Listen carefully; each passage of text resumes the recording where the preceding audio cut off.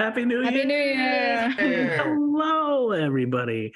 Welcome to another evening of Spelljammmer for Ink and Lyre. And welcome my crew and cast. It's so good to see all of you. You'll see that I have a different background as I am not currently in my hometown and I am currently traveling. So if my sound is a little bit off or a little bit echoey, my mic is currently covered by a hat in an attempt to mitigate that a little bit. At any rate, oh, wow, that's a shock. So anyway, it's so good to see you all. It's so good to have everybody here as we take on another night of devilish dealings here in Spelljammer. But before we get to that, and before we get to Captain's Log, I have to do a couple shout outs. The first one's to our shout out to Nine Realms Gaming.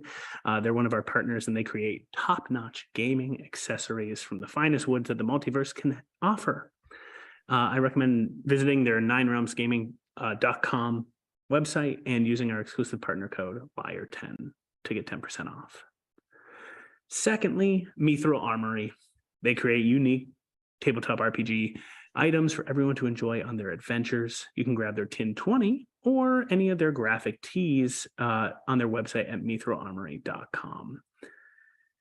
Again, I want to give a big shout out to Tailspire. I love this program. I mean, it's a little bit like overwhelming the first time you sit into it. And then as you start to play in it, you realize how fun it is to work not only on two axes, but also add the Z axis, and being able to be in 3D is so much fun. That and Hero Forge lets you import your characters. So that's really fun to make your custom characters join Tailspire. And we use that here on Steam. Then I want to give a big shout out to Tales Tavern, a place where you can download maps from Tailspire. And it's these amazing creators that help bring the Spelljammer world and many other campaign worlds to life, as these creators spend a lot of time building and creating things that you can import into your own games. Lastly, I want to give a big shout out to McBluff, who may or may not be here. I unfortunately don't have the chat open currently, so I can't see.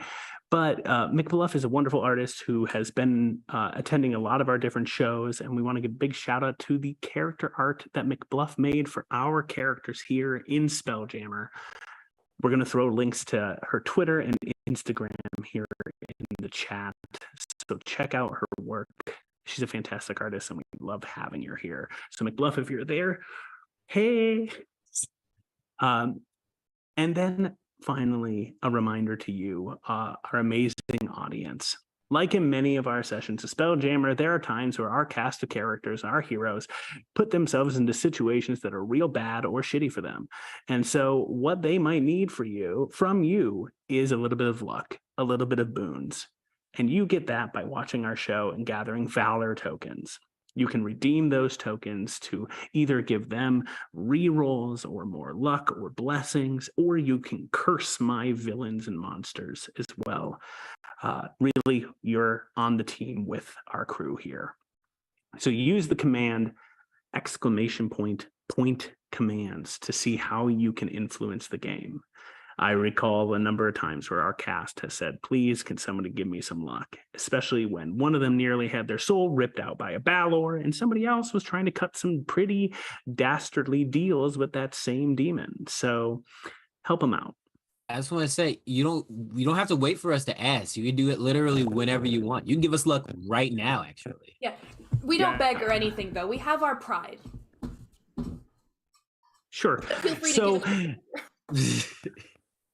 with that being said, we're so glad to have you here for this evening, and together let's shoot for the stars and let's roll on into that intro as we start Spelljammer for this evening. Yeah.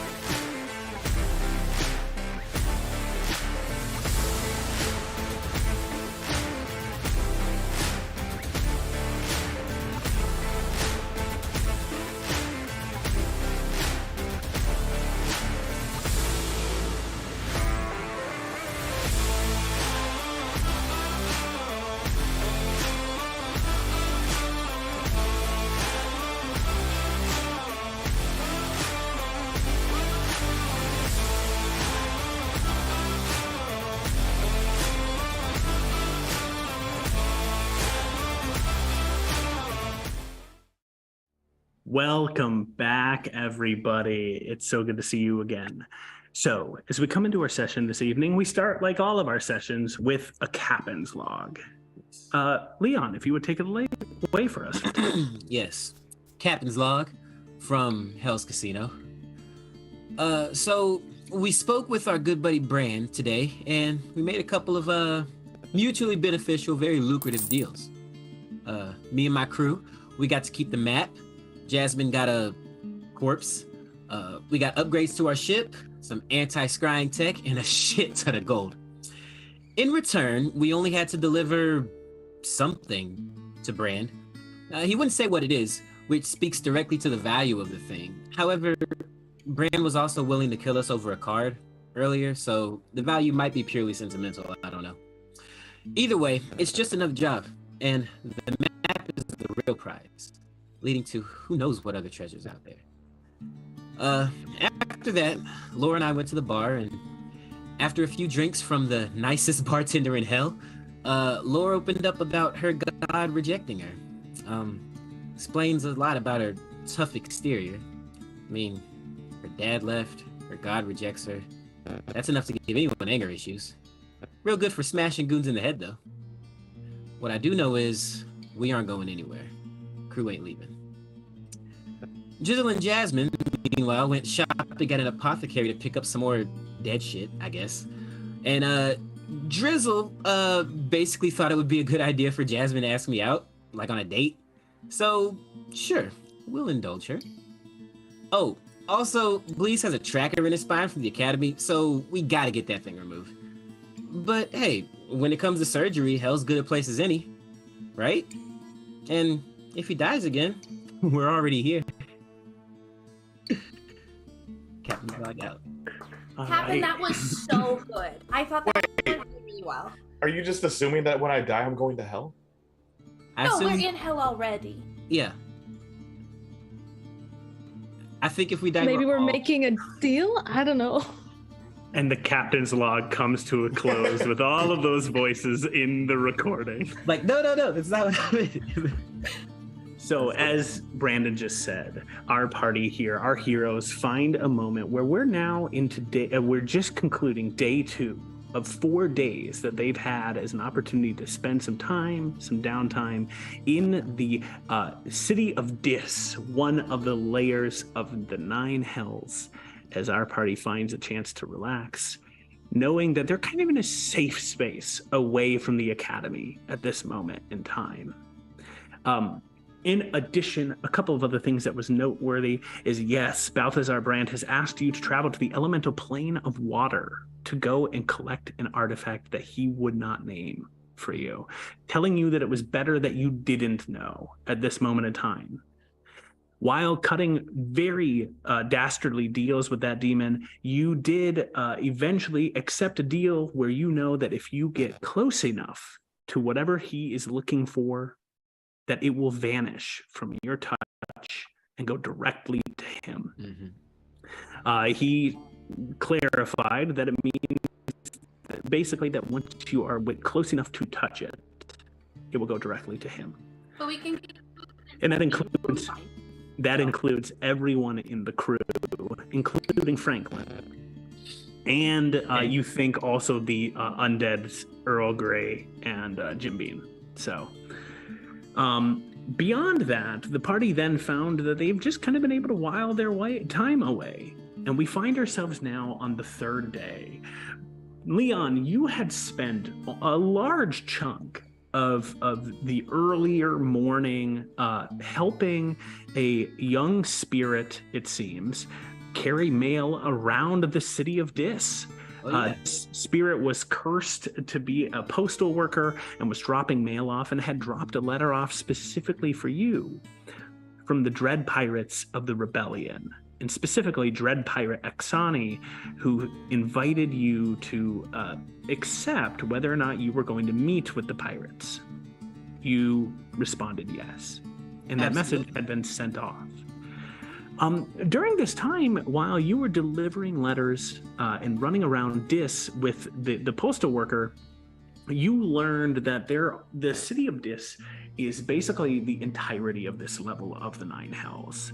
This seems to stretch on endlessly, and it takes a long time as you really get your steps in, moving around the city, dropping off various bits of mail to demons and devils, to checking in with various ghosts and spirits, and you learn that while within the city of Dis, many of the demons and devils kind of live a life of that's a little bit free and open, while you notice that a lot of spirits and ghosts have found their way here and are actually doing a lot more of kind of what you see as the manual labor, the grungier work of this city. The postal worker explains that this is part of their kind of curse or burden in life and punishment due to whatever they've done in either other layers of the Nine Hells or on the material plane, if what they've done is bad enough or warrants enough of a punishment. At one point in time, the postal worker does point out that there is a right in the center of the city, almost like panopticon, you can see this rising iron tower that juts up above all other buildings. And the spirit points out that that is known as the Iron Tower and is the fortress to one of the not demon princes or lords of the Nine Hells, but instead one of the lieutenants, Dispater, who the ghost explains is an extremely cunning and somewhat maybe paranoid figure, and rules the entirety of the city of Dis. Another place, just briefly, that they point out is that there is like a enormous bazaar marketplace within the city of Dis that features a ton of different restaurants and a ton of different places to buy goods. The spirit speaks about how you can buy a bunch of things wholesale while you're out here, and you can really get things at a lower price if you needed to, within reason. Okay. Dis is a great trade city. Lastly, the spirit points out one more space for you as you wander the city. And I'm going to need for you to roll for me a persuasion check to see how much information I'm going to give you about this. Oh, got it. Persuasion. Yeah, it's a 28. Okay. The spirit points out, and you can tell for but a moment as the spirit and you are walking, you've been delivering letters for the spirit. It seems as though this spirit was unable to very easily push its own mailbag, which might be part of its punishment. Mm-hmm. And so you had picked up that bag itself and were carrying it along with the spirit. And it pauses, and you've never look, it's a ghost. You've never seen, like, ghosts and spirits are kind of just pale already, but you think that all of the blood, theoretical blood, ghost blood, drains from this spirit's face as it's looking at the final building that it has to point out to you. You see is there is a nervousness and a fear that seems to happen. It's coursed through this ghost. And what does it look like for Leon with that 28 persuasion? What does Leon do in this moment reading this spirit? He says, well, that place looks creepy, huh? You see the spirit say, yeah, you're telling me. Just a heads up for you. Again, thank you so much for helping me with the letters today. That's the Mentiri, the prison of Dis. It's where all of us go to be reformed.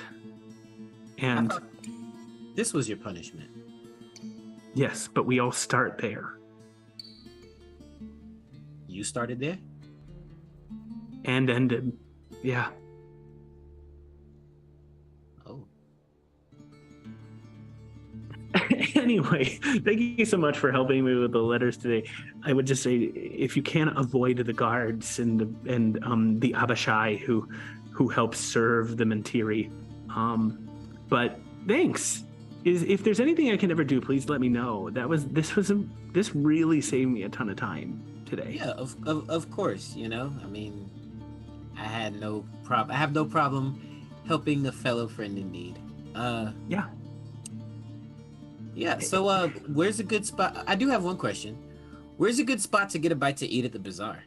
Oh yeah, I was actually about to recommend if you go to the restaurant Soul Food, it's really good. Now, when you say soul food, that's not literally souls, right? It's like food for your soul, not like souls. No, it's food that I mean, it is super delicious food. I'd recommend stopping in. They do have stuff for people who are not ethereal. That was the question. Okay, right. Yeah. Yeah. Okay, awesome.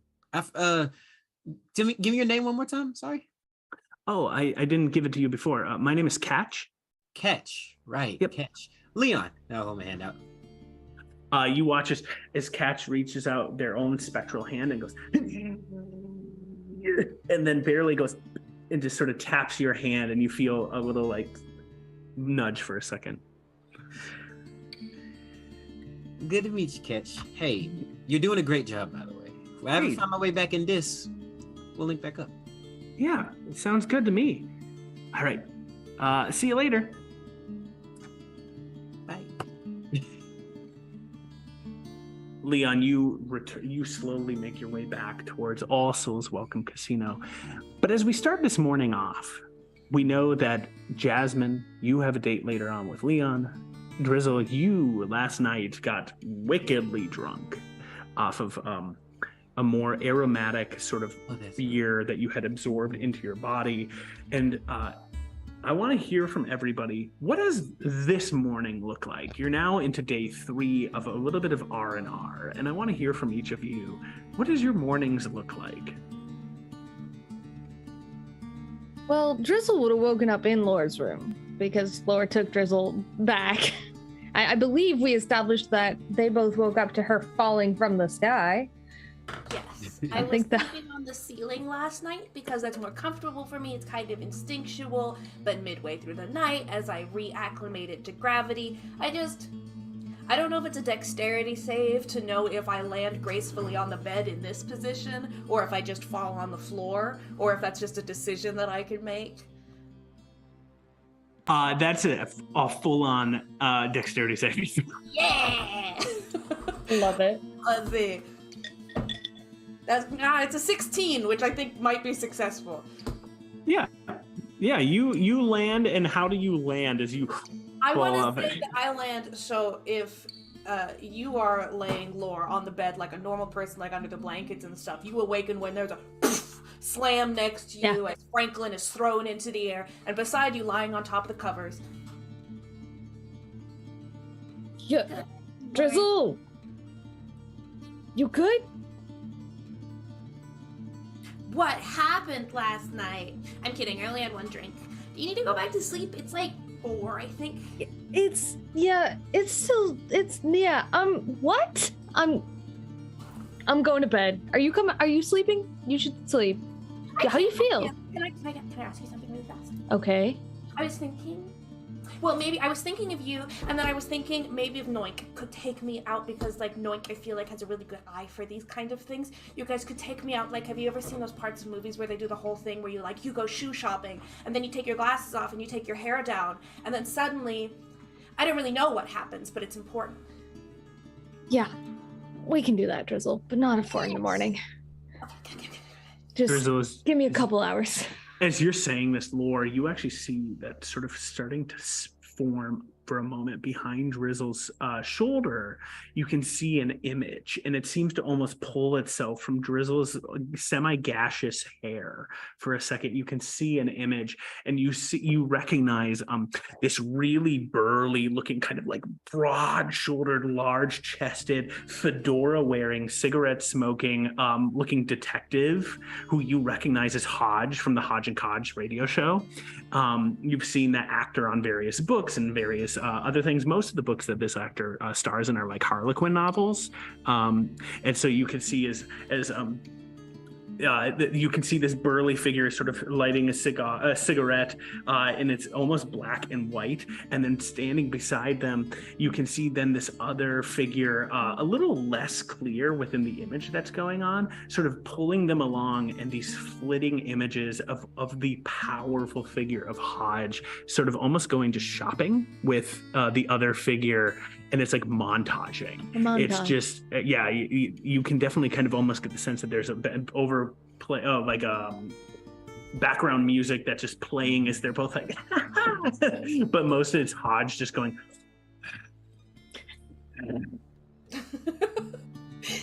Laura kind of watches that for a second and looks back down at Drizzle and is like, I promise, after a couple more hours of sleep, because nothing's probably open, we'll get breakfast and you'll have your own pre-date montage, Drizzle.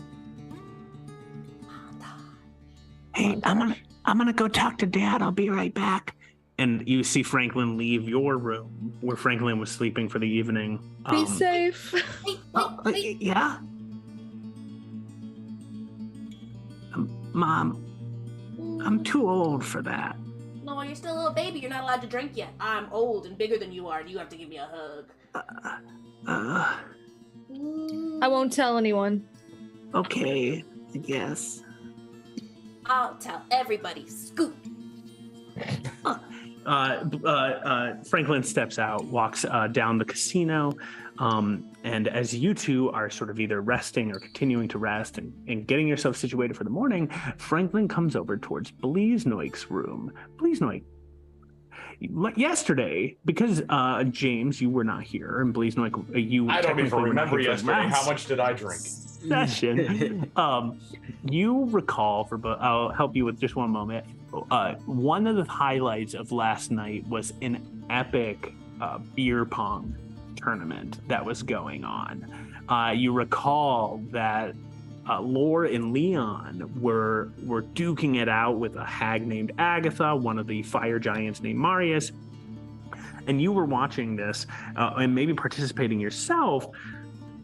But it was up to you of kind of when did Bleasnoik go to bed, or what was Bleasnoik's decision making, with the knowledge, Bleas, that you were informed yesterday that there is a tracker connected to your spine and that you have 3 options by which to get it potentially removed. Technically 4. The first being that you could get it removed here in the city of Dis by the Dis doctors. The Dis doctors, which you know are demons and devils well suited to their art and practice, and who could remove it professionally. It just would be, as Balthazar Brand said, terribly painful. It would be horrible. You just don't believe in like anesthesia or anything? Then you know that you had the option of maybe going to the Elysium hospitals, where you know that the angels, like the one who helped you in your past, can remove it for you, and it'd probably be a pretty good experience. You know that you could go to the elemental plane of water, where they could also remove it, the doctors there being quite proficient. Or lastly, you recall Jasmine mentioning, maybe I could do it.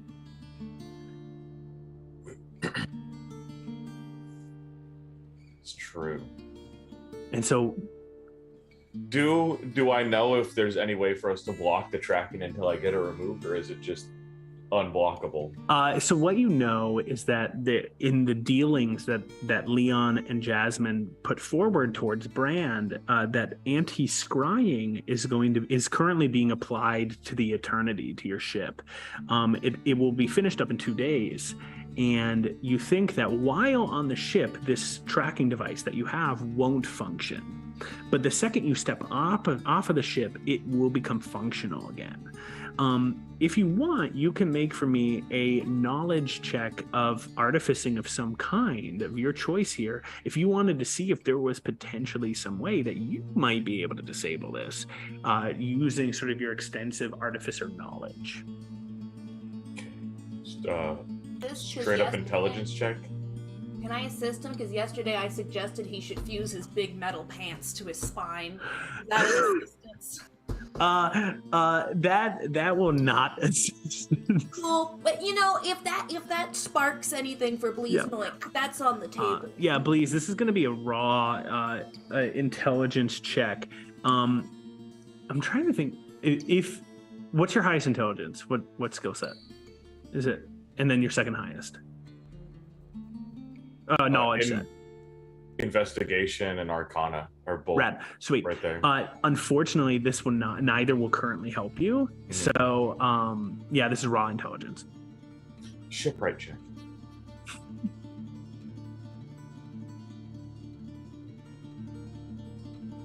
It's a 22. 22? Cool. Okay. You are thinking about how can you respond to this tracker in your body. You think that there might be some ways. The only problem is you don't know what it looks like.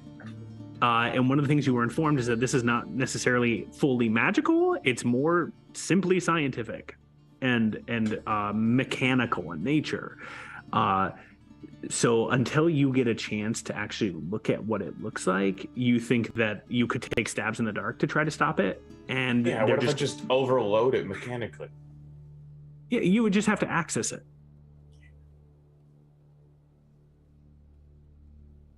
So no matter, I think what I'm going to say is there are alternatives if you wanted to, but all of them, what you're concluding is that you would have to get access to the machine. It's a little difficult to do on myself. So as Bleeze, as you're sort of thinking through this and racking your mind, as Franklin comes and over, what's Bleeze's morning look like? Well, he's probably gotten a decent amount of sleep at this point, more than normal since he's not on the ship tinkering through the night and actually just enjoying himself. So he's possibly just laying there, not even actually asleep, just awesome, enjoying the nothingness that comes with not having the ship near him.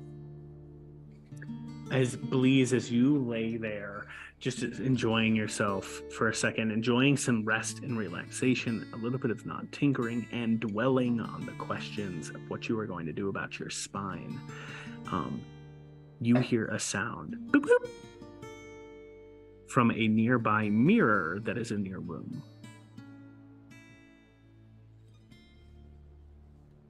I will roll out of bed and walk up to the mirror. It's fine. Holding your back, you can see that you have a message waiting for you on the mirror. You can see that it is sent from a singular letter, F. F. Go ahead and read it.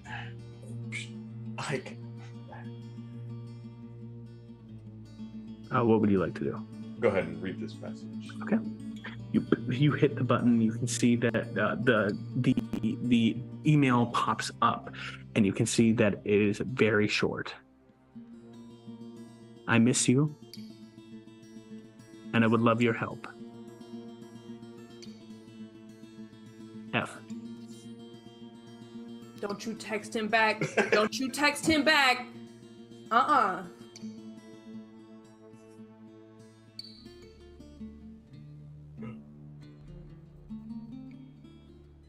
got new rules, I got them. Need to find a way to track this person without them knowing it. Make an intelligence check, please, Mike. No, Arcana, if you would like. Not really though. It was way worse. 11. Okay. You don't know how to do it, though something in you, and I'm providing this given the skill set that you have when it comes to mechanical and artificing and design, when it comes to how do things function. You know that there could be a way to track emails like this. You don't know how to do it right now. It's not coming to you, right? Your back continuing to hurt a little bit. I just keep rubbing my spine, seeing if I could feel something weird. You do not notice anything, but you clock in the back of your mind, yeah, there is a way you could do this. It just would take time at this point. And then you hear a knock. Dad? Come in. You see the door slides open. You can see an armor clad around his legs. You see Franklin with the armor that you've created with him step in. Hey, Dad. Hey, how are you You doing? enjoy wearing that armor everywhere, don't you? Yeah, you made it. I'm gonna wear it with pride. Try not to sleep in it, though. Cool. Try. I won't Try do not that to. again. Yeah, Yeah. I won't do it again. Yeah. Be a little bit more Actually, restful without it on. yeah, my legs kind of hurt a little bit. What do you do when you are hurt? You know, you wear the armor a lot. What do you do when it hurts? Take the armor off. Mhm. Get some ice from one of the coolers Oh, in Drizzle's area. She seems to have a lot of coolers in there. You can ice it down, or you can heat it up. You can go down by the furnaces and warm up your legs. Drizzle sometimes Aunt Laura actually usually says you got to stretch it out and roll it out. That'll help out too. You want to help me out a little bit? Yeah, sure. You want to do some stretching? Yeah. Okay. What time is it? It's like 8 or something in the morning. That's fair. That's not too early. No, It's it's the not. perfect time for stretches. Yeah. Good. Hey, are you Drizzle? Mom was saying to me, that we have a lot to learn together, and we get to contemplate a lot of big ideas and stuff. And I guess I was wondering, Aunt Jasmine, it seems to be just so clever when it comes to like messing with bodies or messing with the weave, and you're really good at building stuff. What's Leon good at? Leon is a people person. Oh, okay. He's good with people. That's his skill set. Is it okay if I went and asked him what he was good at? See why it wouldn't hurt. Oh, okay. Yeah, good. All right. I wanted to make sure, that it was okay if I asked. So It could be very eye-opening for both of you. okay. What am I good at? You are good at driving the ship, Thanks. and you are getting better at tinkering. Thanks. I'm excited to see you start actually inventing things on your own. I'm pretty sure that you're going to start doing it. I have a little workshop of my own. Of course. Oh my gosh. Can I ever come on an adventure with you all? Maybe one day. Like, they said that I was too young to drink, and now I'm wondering, am I too young to go on adventures?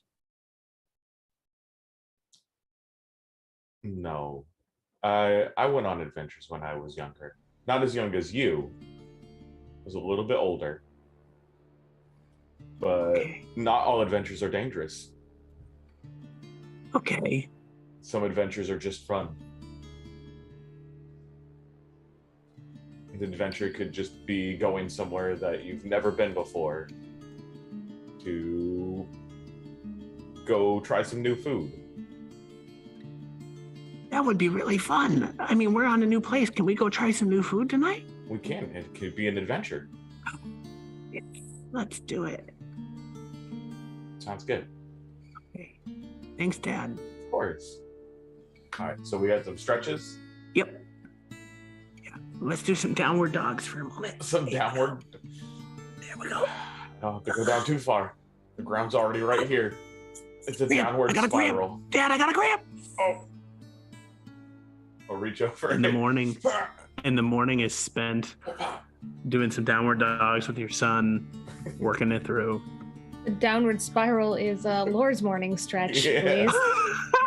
The downward spiral. Jasmine, as the camera pans to you, what does Jazz's morning look like?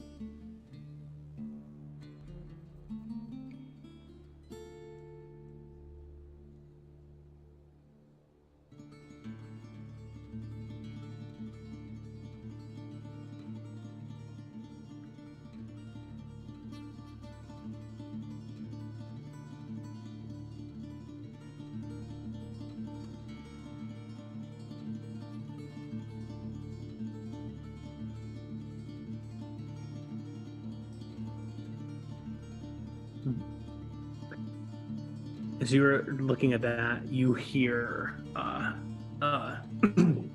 hello, anyone there? I got a delivery.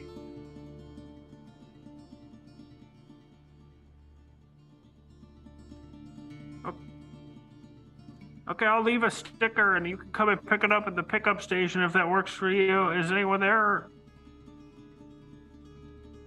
Okay, no big deal. I'll drop it off and you can just pick it up I'll leave the sticker behind. And you can tell that you're just not being heard over the sounds and the cacophony that's going on. Quick pause. People are texting me saying that the stream is completely silent. I don't know if that's true for everybody or just the people who are texting me, but hey, chat. Hello out there. Silent Hey, for everybody chat. or just one particular household. Is it saying any? Is the chat saying anything? Can you guys hear? Max is silent. Just Max is silent. Oh, thank you, chicken fingies.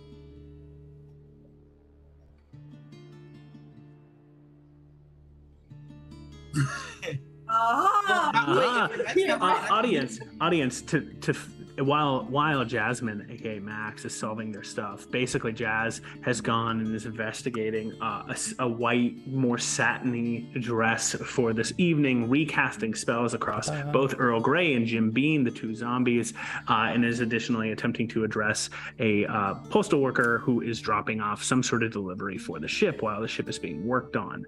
And that is Jazz's morning, as Jazz sort of started an earlier morning. Figured it out.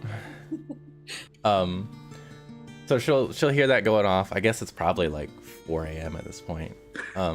She'll go up and I guess try and get the sticker.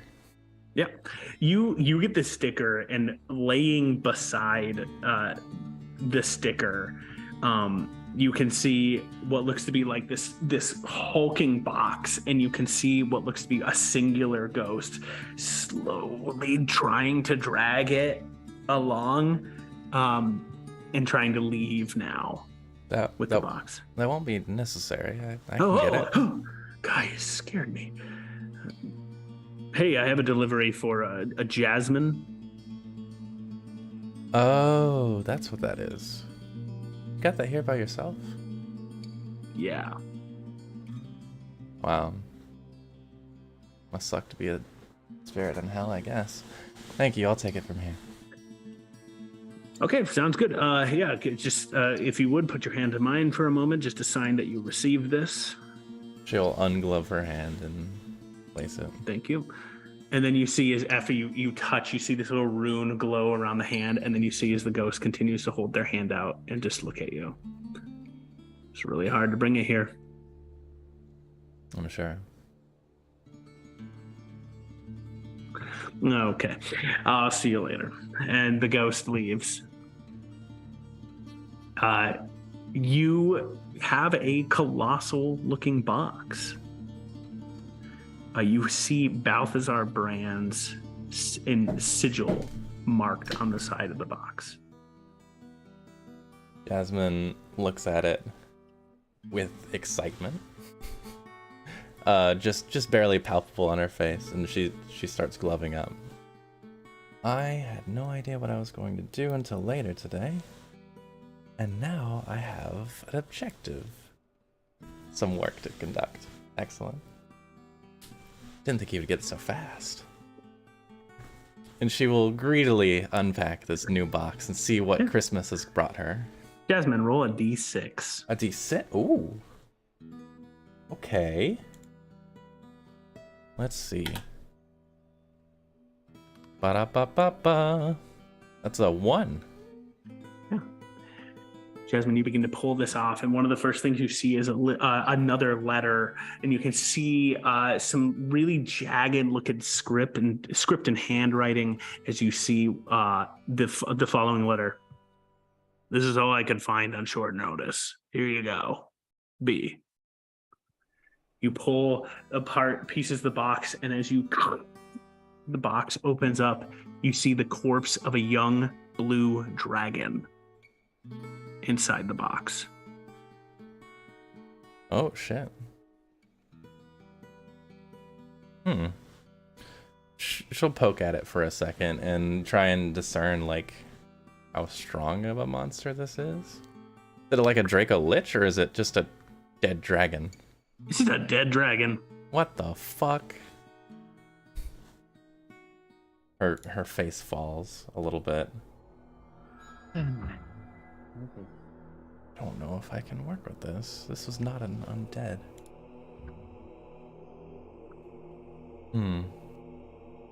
Unless I made it into an undead.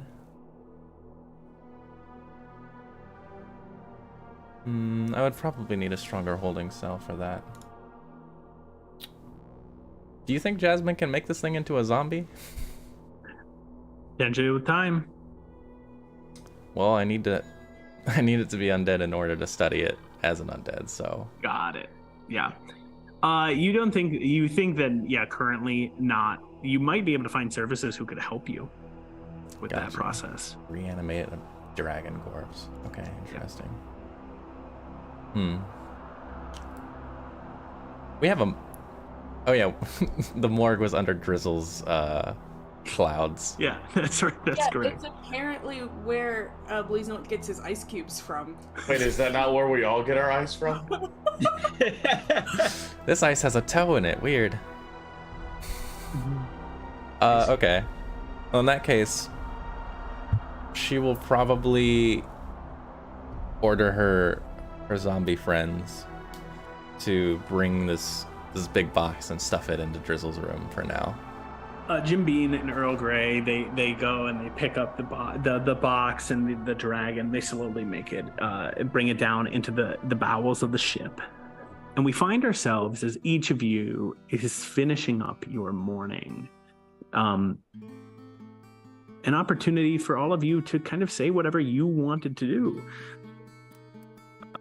with your day. Well, Drizzle and Laura are gonna have a montage in a little bit, but that might take a second because we have a lot to talk about. So if there's anything else anybody else is doing with their day, they can do that first. Laura's excited but horrified. I don't have anything to do right now, but I will be taking Franklin on an adventure later. Great. I guess I go buy supplies and stuff for the ship. We don't have to like role play it out or anything, but yeah. You talked about wholesale and cheap price, and that's Leon's language. So he goes and he does that stuff, and he'll pick up some clothes for the date tonight too. I'll hand you a bag of holding if you need. Or do you want to just use your portable hole? No, bag of holding is good. Smaller. You gotta fold the hole up, you know? Yeah. Just put it in. So you take holding, yeah. Jasmine, anything for you? She'll probably go... She'll see how well she can do on her own, finding a necromancy service around. Because she's got work to do, you know. This isn't all a leisure cruise. She's got a date tonight, but that doesn't mean you can't be productive during the day. So she'll try and, I guess, I don't know, investigate around. See if she can find give me an investigation check. You're trying to see if you can find a good necromancy service. Cool.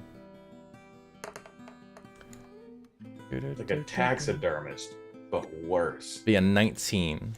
19, nice. Each of you, in your own respective ways, begin going about your days, knowing that this afternoon, will bring various adventures, potential dates, among other things. Drizzle and Lore, you catch a cab carried by one of the harpies, and you get brought over into the large bazaar there, also known partially as the Garden of Delights, is what it's called, and you are brought there to go on your montage. You actually notice... Clear, I am imagining the Garden of Delights as the Mall of America, just more fiendish. Is that accurate in any way? Yeah, Mall of America, but with an open ceiling, like open sky to it, right? As you are making your way around, you spot actually from a distance for a moment, you see Jasmine has arrived in the same area, but is clearly kind of on a mission and going about looking for her own work for the day, and then you spot Leon carrying a bag of holding, like a mail carrying bag, and it's just sort of like browsing various wholesales and collecting items for the ship itself. Leon, you find that you can find things fairly cheap here. But you also have a huge stipend, basically, from Balthazar Brand, and so you can kind of go and collect any resources and items that you want to stock the ship with pretty simply, and basically order them to the ship at this moment in time. Okay. Jasmine, you find yourself eventually making your way into just a side part of the bazaar, and you can spot what looks to be you've been directed by various people and spirits throughout this, and you were eventually directed to a shop where you spot a wizened elderly looking woman sitting there, fingers woven together, and she smiles in your direction and says, "What can I help you with?" You might be muted, Jasmine. Hello there. I've been told that I've been told that you're quite proficient in necromancy. Is that correct? That is correct. Excellent. It's nice to meet another professor of the arts. Likewise. Who the hell are you? My name is Jasmine Lightbringer. I have a particular corpse that I'm trying to animate to study, but I think it's a little bit beyond my skill level at the moment. I was hoping maybe I could enlist your help with it. Very well. I'm always happy to get a new patron to assist them in any work that they need done. All I ask is payment for my services. I assume you mean gold, right? No. Of course you didn't. Of course. Gold or souls, whichever one you prefer to pay in here, doesn't really serve me quite as well. I do better with something more personal for my services. Of course. Do you want the corpse when it's done? It's the corpse of a young blue dragon. It's quite hard to find. I just need to study it. A young blue dragon. I've sort of seen my fair share of those over time. I'll take it, but I might need something more from you in this process. Name your price. What is it? I just want a secret. A secret? Teeny weeny one.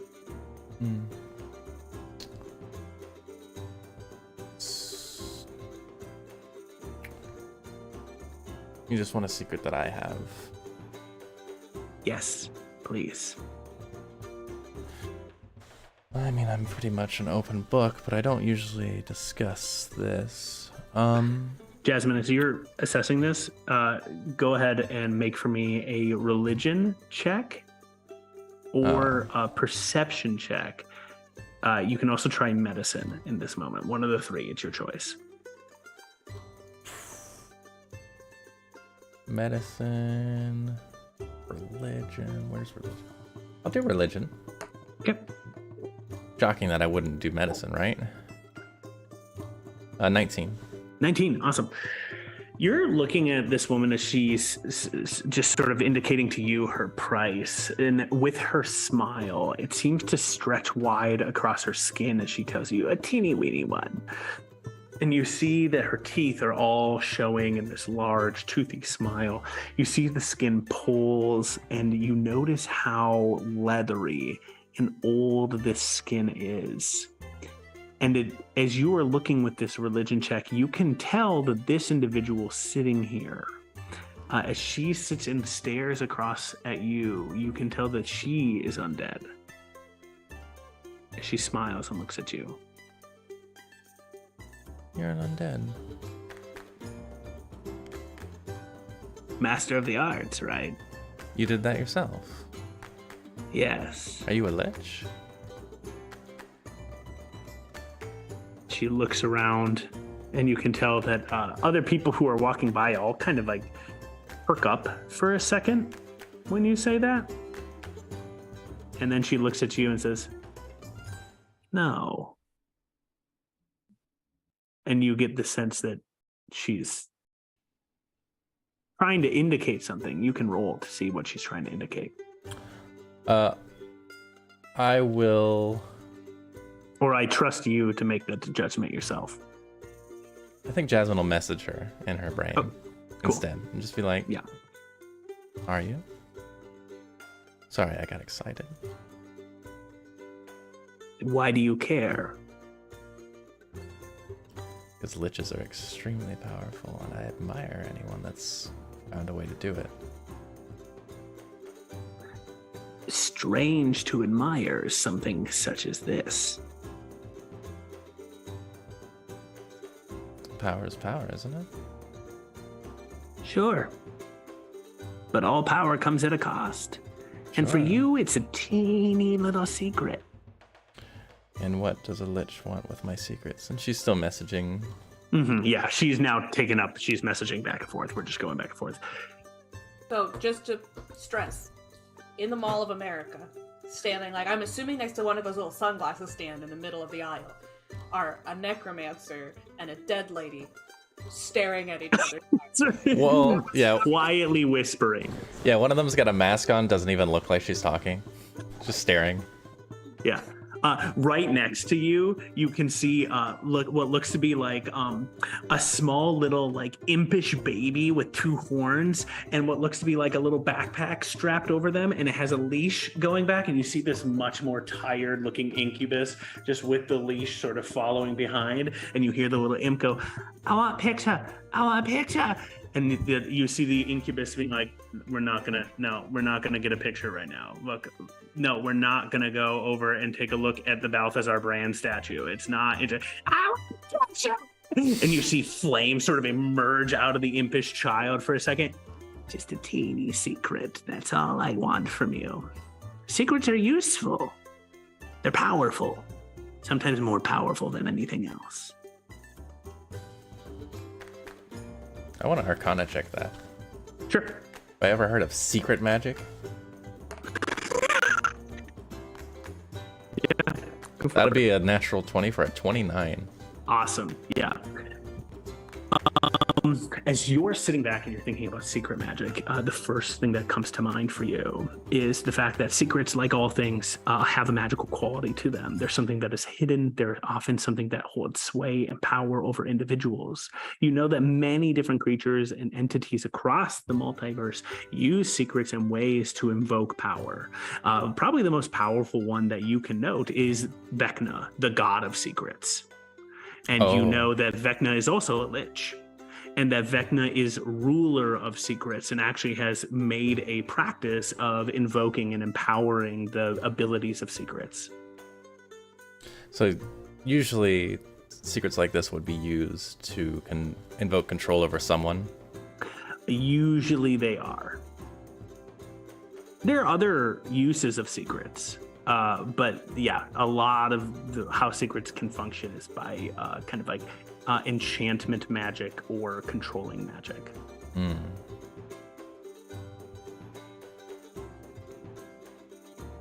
She'll mull that one over for a second. While you're mulling it over, we cut for a moment as Leon, you're conducting your work in the Mall of America. It's going pretty smoothly at this moment in time.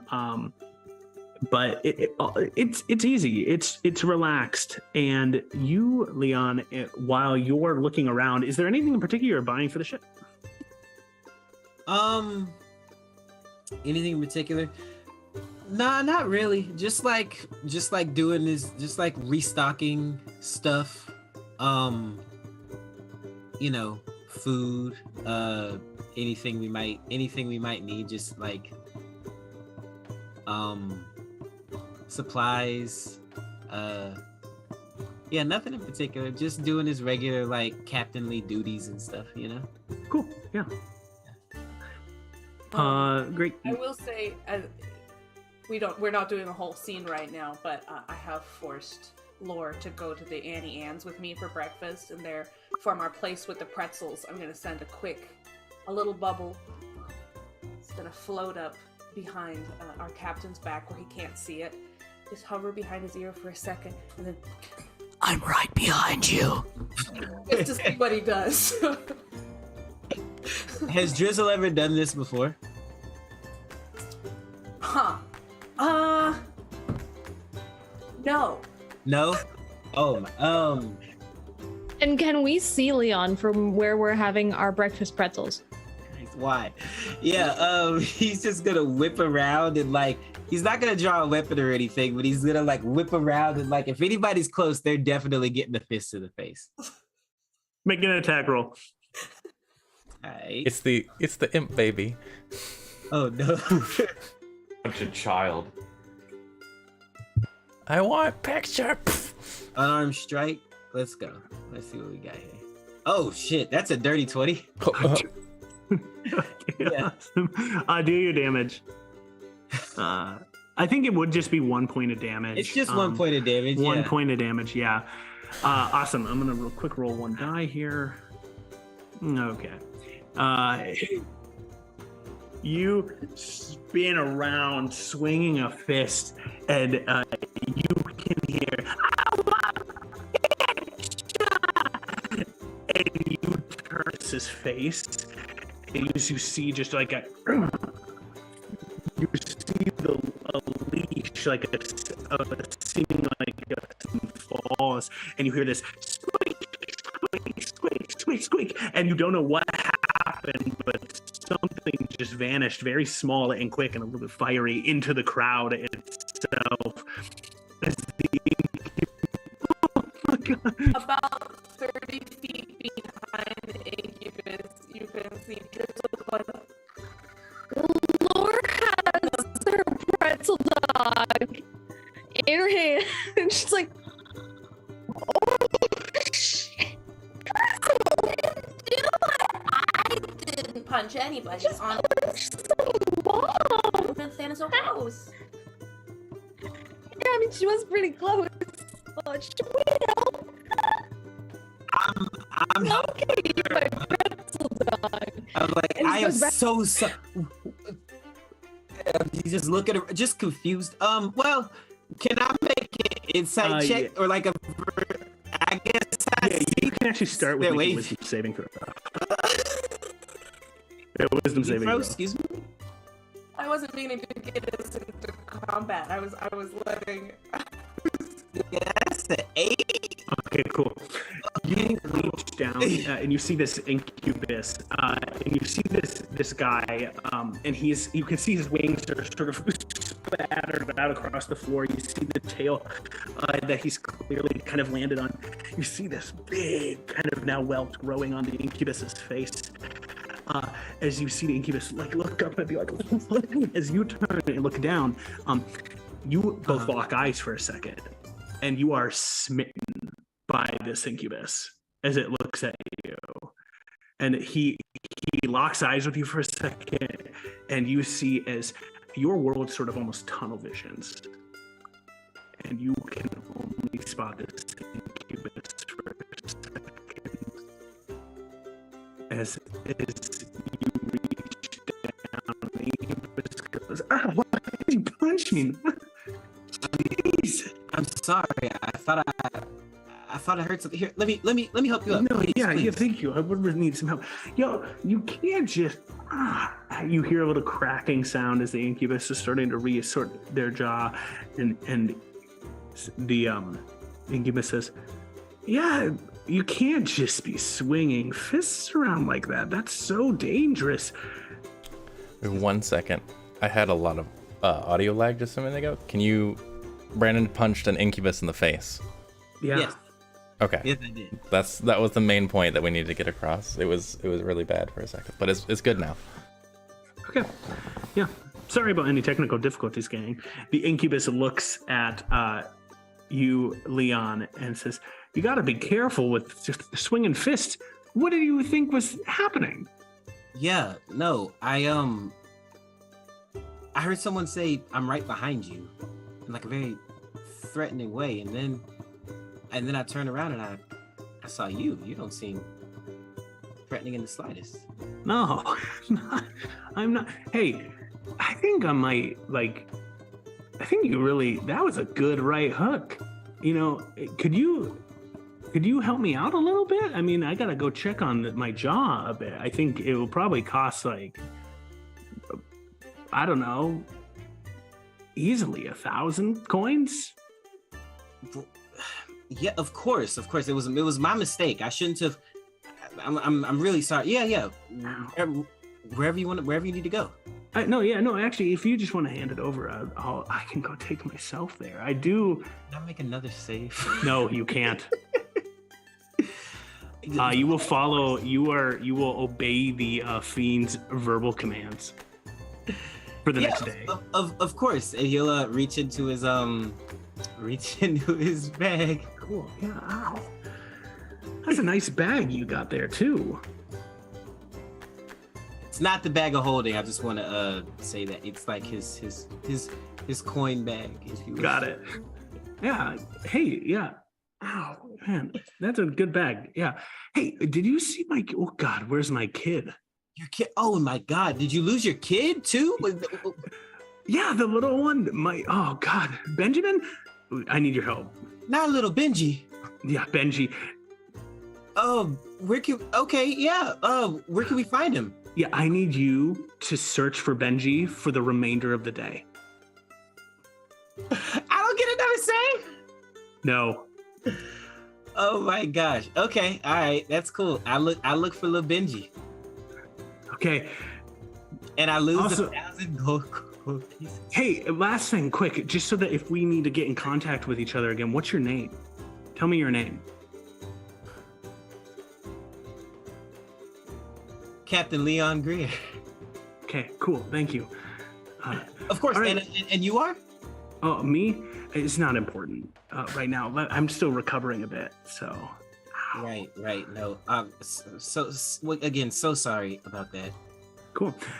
Meanwhile, Drizzle. I personally take no responsibility for what just happened there. No, this is completely and utterly your fault, Drizzle. I was just going on a regular shopping Pretty trip. great. Just You ain't shopping now. Just enjoying the sights of hell, and then you and your all right, you and your little and Lore, you two watch as from a distance, right? Leon turns, cracks an incubus across the face. A little impish child sprints off with squeaky shoes into the crowd. You see the incubus hit the ground. Leon turn, pause for a second, help the incubus up, and they have a pretty amiable conversation. You see Leon pay a little bit of what you don't know how much money, but you see Leon pay some money, exchange for a bit, and then Leon, with a purpose, leaves the exchange to go off and appears to be looking for the kid. You see the incubus, as Leon walks away, sort of just go, and then just give like a toothy smile for a second. And then wink at Drizzle, his partner in crime. Oh, that's kind of romantic. I mean, I don't know if most romances start with one of the people punching the other one in the face. Well, I don't But it think could. we have enough books, honestly. Maybe not the right ones. I can't believe that just happened. Yeah, I was expecting it to be just like a short thing that happened, but there was a lot of consequences to that action that I did not foresee. Yeah, do you think Lore needs any, Lore, me, do you think Leon needs any help? Oh, that's a big question. Do you want help? Yeah, no, I meant the captain. I was just really distracted by that child. Do you think Leon needs any help? Leon? Not right now. I have to find Benji. Okay. Benji. I don't think he wants any help. Okay. I'm sure he's fine. All right.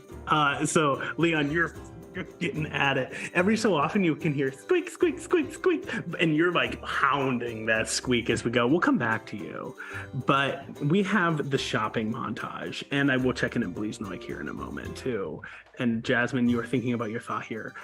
Drizzle and Lore, give us a sense. What's going on? They finished their pretzels. We finish our pretzels. And I'm gonna kind of just drag Lore around the shops going, looking, she wants jelly shoes, or you know those transparent little like Doc Martens. She wants to get like little transparent shoes, and if they had like, could they be like a little aquarium? She has a very specific image of what she wants. She either wants a little, like a platform heel that has fish inside of it, or like little clouds or something, and she's gonna spend a long time looking for it and chatting about nothing. But unless Lore has something specific she wants to talk about, it'll take Drizzle like kind of a little bit to actually talk about anything important. Yeah, I think at first they're just having fun doing, you know, goofy montage shit, finishing their pretzels, leaving Leon to his horrible fate. And then at one point they're sitting near one of these stalls or whatever. Drizzle's trying on clothes, and Lore just kind of drops casually. It's just like, so you seem pretty excited, Drizzle. I think that I am. I'm glad that you are. So you're feeling better about that whole failed wedding heist? I mean, I suppose so. I never really liked him, you remember, but it was also just a moment that I thought could have been really strong, and a moment like on my... You know what I've been thinking about recently? My arc. Your arc. Like your character arc. Yeah, I guess. Okay. Because I felt like romance might really be the thing that would make, you know, when you've got a fish out of water story where it's like, she's a strange girl in a new place. And, you know, normally it ends with them, you know, finding, you know, the Little Mermaid where she falls in love with the person with legs and she doesn't have any legs. And so that's what makes her a legged person, is falling in love, right? Right, yeah. I'm following you so far. And this is what, how does this look? And Laura was about to just say whatever and then stops and actually like sits back and looks and is like, you look really cute. Thank you. Do I look like a person? You look like you, and that's what's important. I mean, I know you want to look like what you think a person should look like, right? But there's so many different kinds of people. So it's, you know, it's cool. You're wearing person clothes. You are a person. I mean, what's a person, right? It's like a sentient thing, I guess. This is a lot of philosophy for me. Yeah, I know. Have you ever been on a date? Yeah, a couple, I guess. No, like a date, like not just in a room, like out somewhere. Drizzle, yes! I have gone places that are not my bedroom. Well, no, I know, but like with somebody that you're interested in. Like you went to a restaurant, you sat on a bench, and you like ate popcorn. I don't know. You know, those things? I've been to dinner once or twice, and back in school, back in the academy, I mean, Astrid and I had dinner in the mess hall sometimes. Okay. And talked about stuff, I guess. It might have been Goo, but it could have been Astrid. What did you and the Goo talk about? School, I guess. And training, and I'm kind of boring, Drizzle. No, you're definitely not boring. But I don't know how to say it. That's the thing, is that I feel like I always know what to say because I just say whatever comes in my head all the time, but that's because I know that I'm inherently likable, but now that I need somebody to like me, it's a lot more complicated. You don't need this person to like you, Drizzle. Well, how's he supposed to fall in love with me if he doesn't like me? All right, I've got two thoughts about this. The first one is, if he doesn't fall in love with you, that's his loss. The second one is,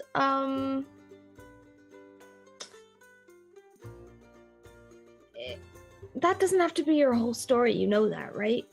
Like, some of the more interesting stories have romance as like a side plot. Yeah, I guess. It's just, I'm not entirely sure. Because I kind of thought I would do whatever you guys did forever, but now I'm realizing that you guys kind of all have your own things going on, which I really like. I find them very exciting, and I'm glad to be here for them. But I realized I just kind of do what you guys do.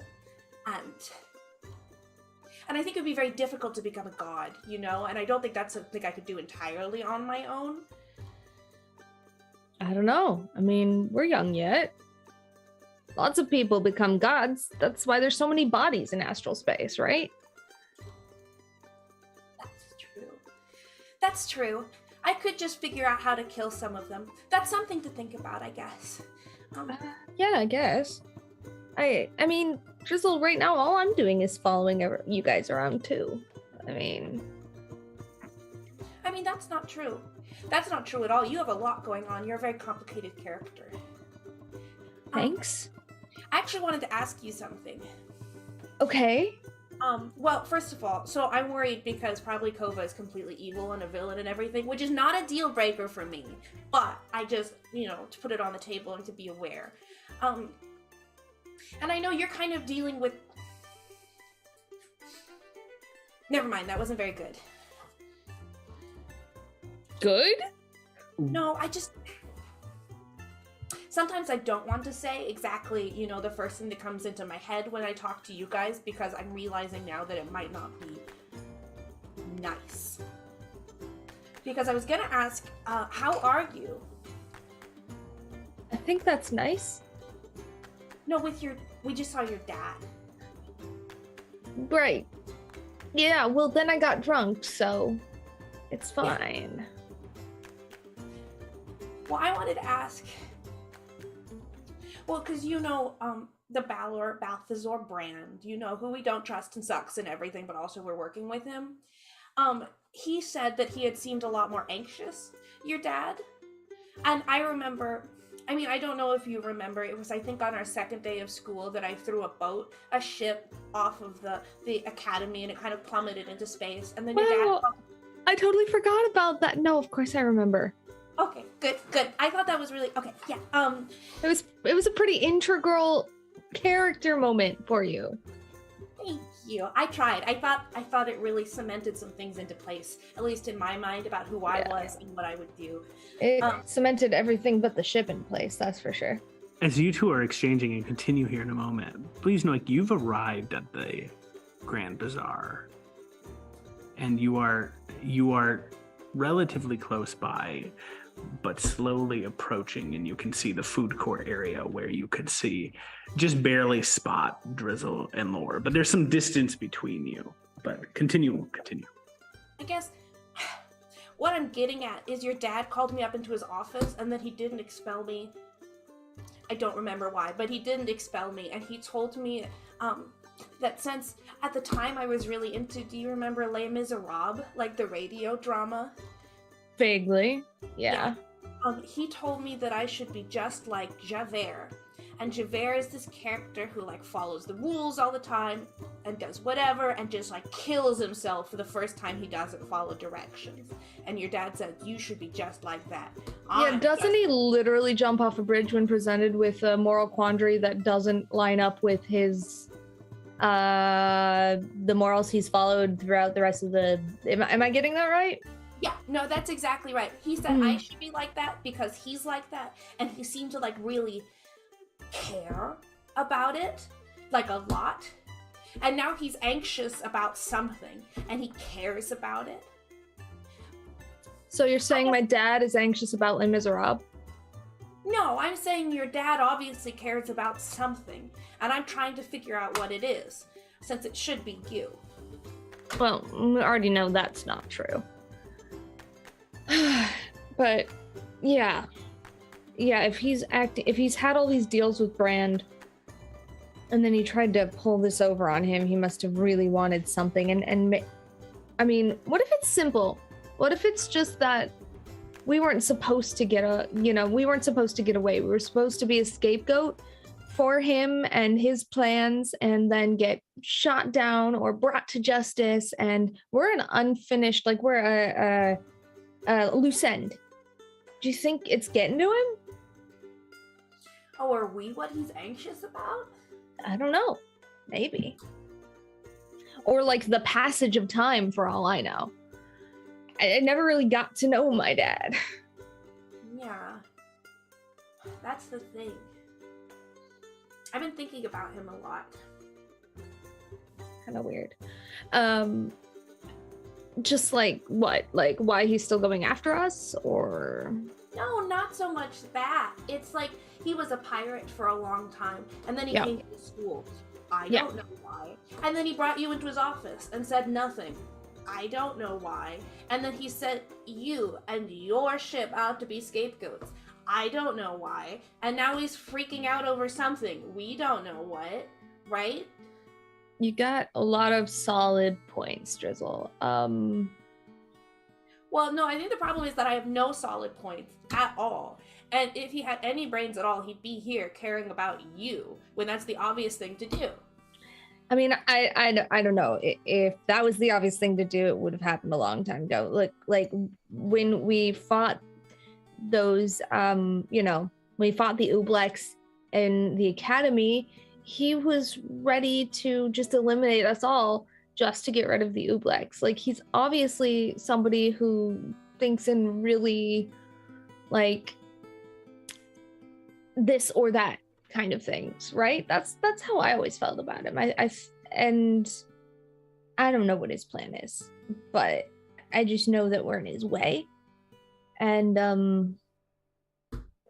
well, I mean, at this point, all I can say is good. You like being in the way? I'm pretty good at being in the way. You two see Bleesnoik. Oh, go ahead. You two see Bleesnoik, like, walking up. Over the course of this conversation, I have been stealing small rings, shoes, putting them into my bag. Cool. Make a sleight of hand check. Okay. Just straight stealing.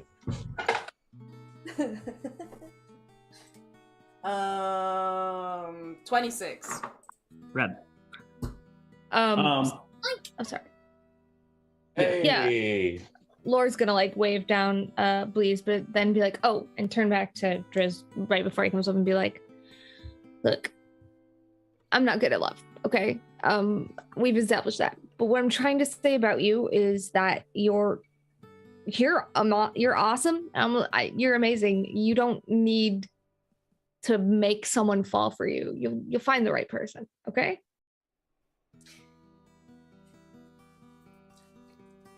Thank you. I just want to be the most important person in as many people's lives as possible. Well, you're working on that. And it turns back as Bleez is walking up.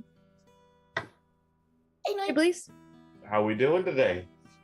Doing great. I got some shoes. I got some jewelry. I got some pretzels. Would you like a pretzel? I would love a pretzel. Also, Yeah, we're getting Drizzle ready for her date. Ooh. All right. I think Leon might have 2 dates tonight because he appears to have had a really good meet cute with an incubus in the middle of the mall when he punched him in the face. Yeah, Drizzle's prank went kind of a little sideways, but it was some great entertainment this morning. I'm looking around. Do I see Leon at all? On the 3rd floor of this bazaar, like there's different tiered stages of this, almost like balconies, right, in this bazaar. And you spot for just a second Leon just going for it, and then if like far off in the distance, you can see now holding a batch of balloons. You can see a little impish child just sprinting through the mall. I don't even know if I want to know. Looks like it's going great. Yeah, it'll be a story for later, that's for sure. Hopefully Leon remembers what happened. Leon. Bye, Leon. We asked him if he needed help. He was just really focused, you know? I might need some help. This kid's really slippery. Has anyone seen Benji? Leon, make from you. So what I'm gonna do is I'm gonna have. Is there anything you three, Bleasnoik, Lore, or Drizzle, you can go about shopping and in making your preparations. But I guess I would invite you all three as I jump back over to Leon and back to Jasmine. I want to invite you three to just briefly think about what does it look like as you are all three supporting in the process of preparing Drizzle for a date. What is it that you add to that process? And there, you can elect to add a role to this if you would like. Otherwise, it's just description. But these are things to help give Drizzle boons over the course of this date. So I want you guys to think about that for just a second. I'll leave you to it as you guys go about this date. Leon. Yes. You are chasing this this little imp. Am I getting close? You can attempt to make an athletics check or acrobatics. Athletics, let's go. All right. It was almost an 18, but it's only an 8. 8. You, at one point in time, you're sprinting along on the upper floor and you see, I got the balloons. And you see the kid jump for a second and you leap, basically colliding with the kid midair, except in that moment, you go like this, and the kid has vanished, turning invisible. Benji, your dad is very worried about you. And Stop the playing balloons with the balloons. and you see the balloons float up, and you hear the squeak, squeak, squeak, squeak, squeak as this kid is gone again. And you'll have a chance to try to catch this kid at some point in time coming up. But the kid has used its invisibility to dodge you for this moment in time. Note to self. Tweak my eyes so that I can see invisibility. Awesome. Yo, Blease, I'm you gonna think make- you can give me true sight? Just real fast. You feel for a second, Leon, something sting you in this process too when you tried to grab the kid, but it doesn't pierce through your clothes in that moment. And then you hit. Wait. Yeah. Benji, you like balloons, right? Squeak. What if I got you the biggest balloon you'd ever seen? Squeak, squeak, squeak. Squeak, squeak, squeak, yes. What do you say? Come on out. I will find you. I'll even let you pick it out. You find the biggest balloon in this place at the bottom.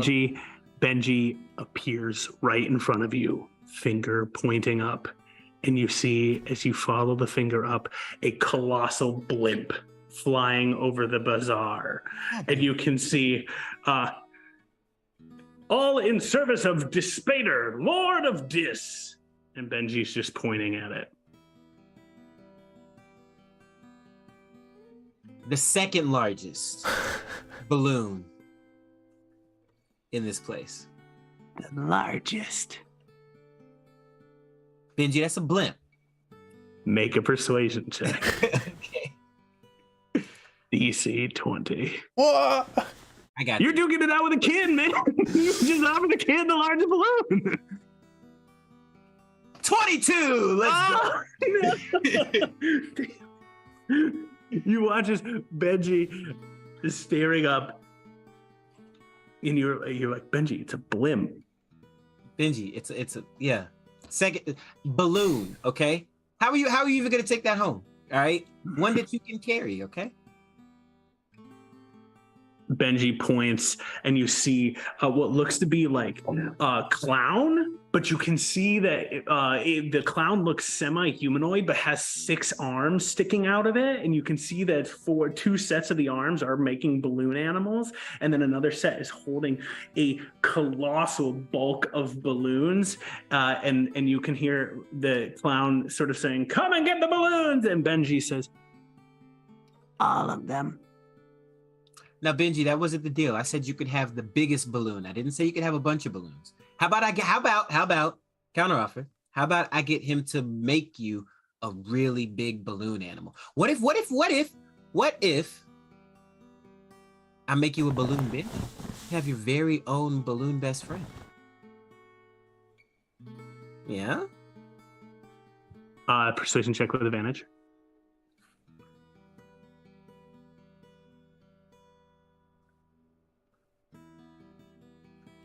$29. Come on.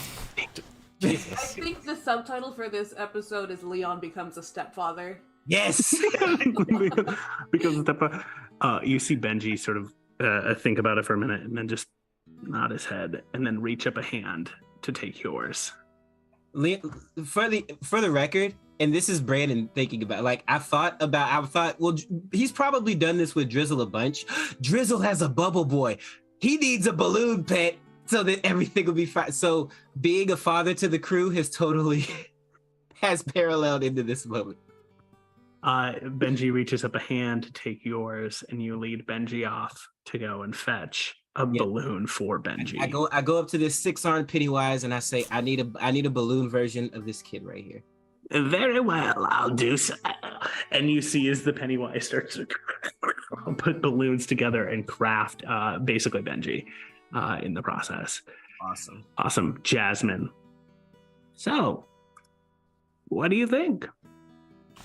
So, since I got a 29 earlier on my arcane check, do secrets lose power if they become less secret? Mm-hmm. Yeah. Oh. Cool.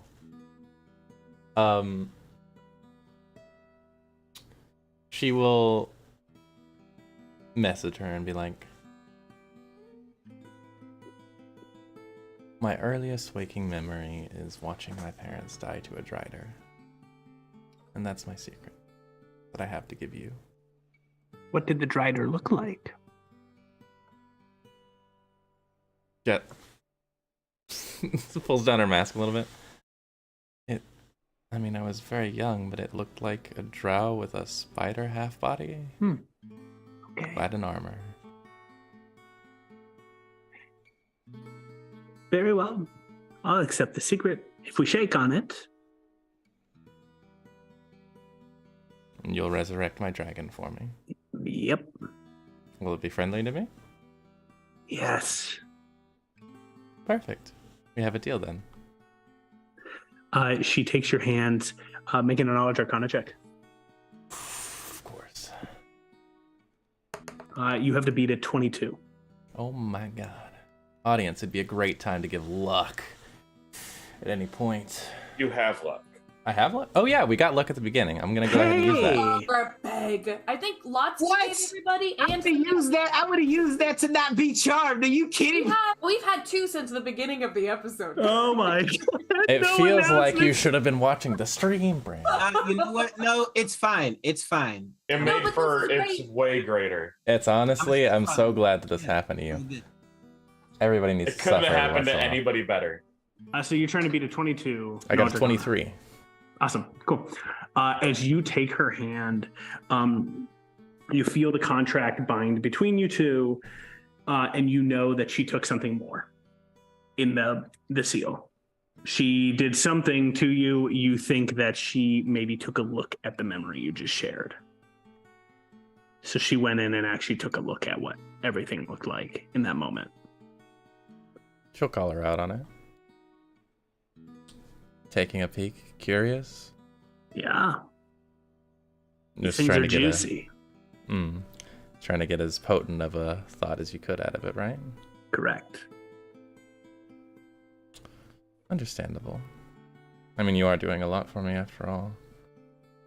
All right, I'm going over. Where's your place? You got a house? Got a ship. Oh. I can What's it bring it to called? wherever you need it. What's the it called? corpse. I'll just go visit it.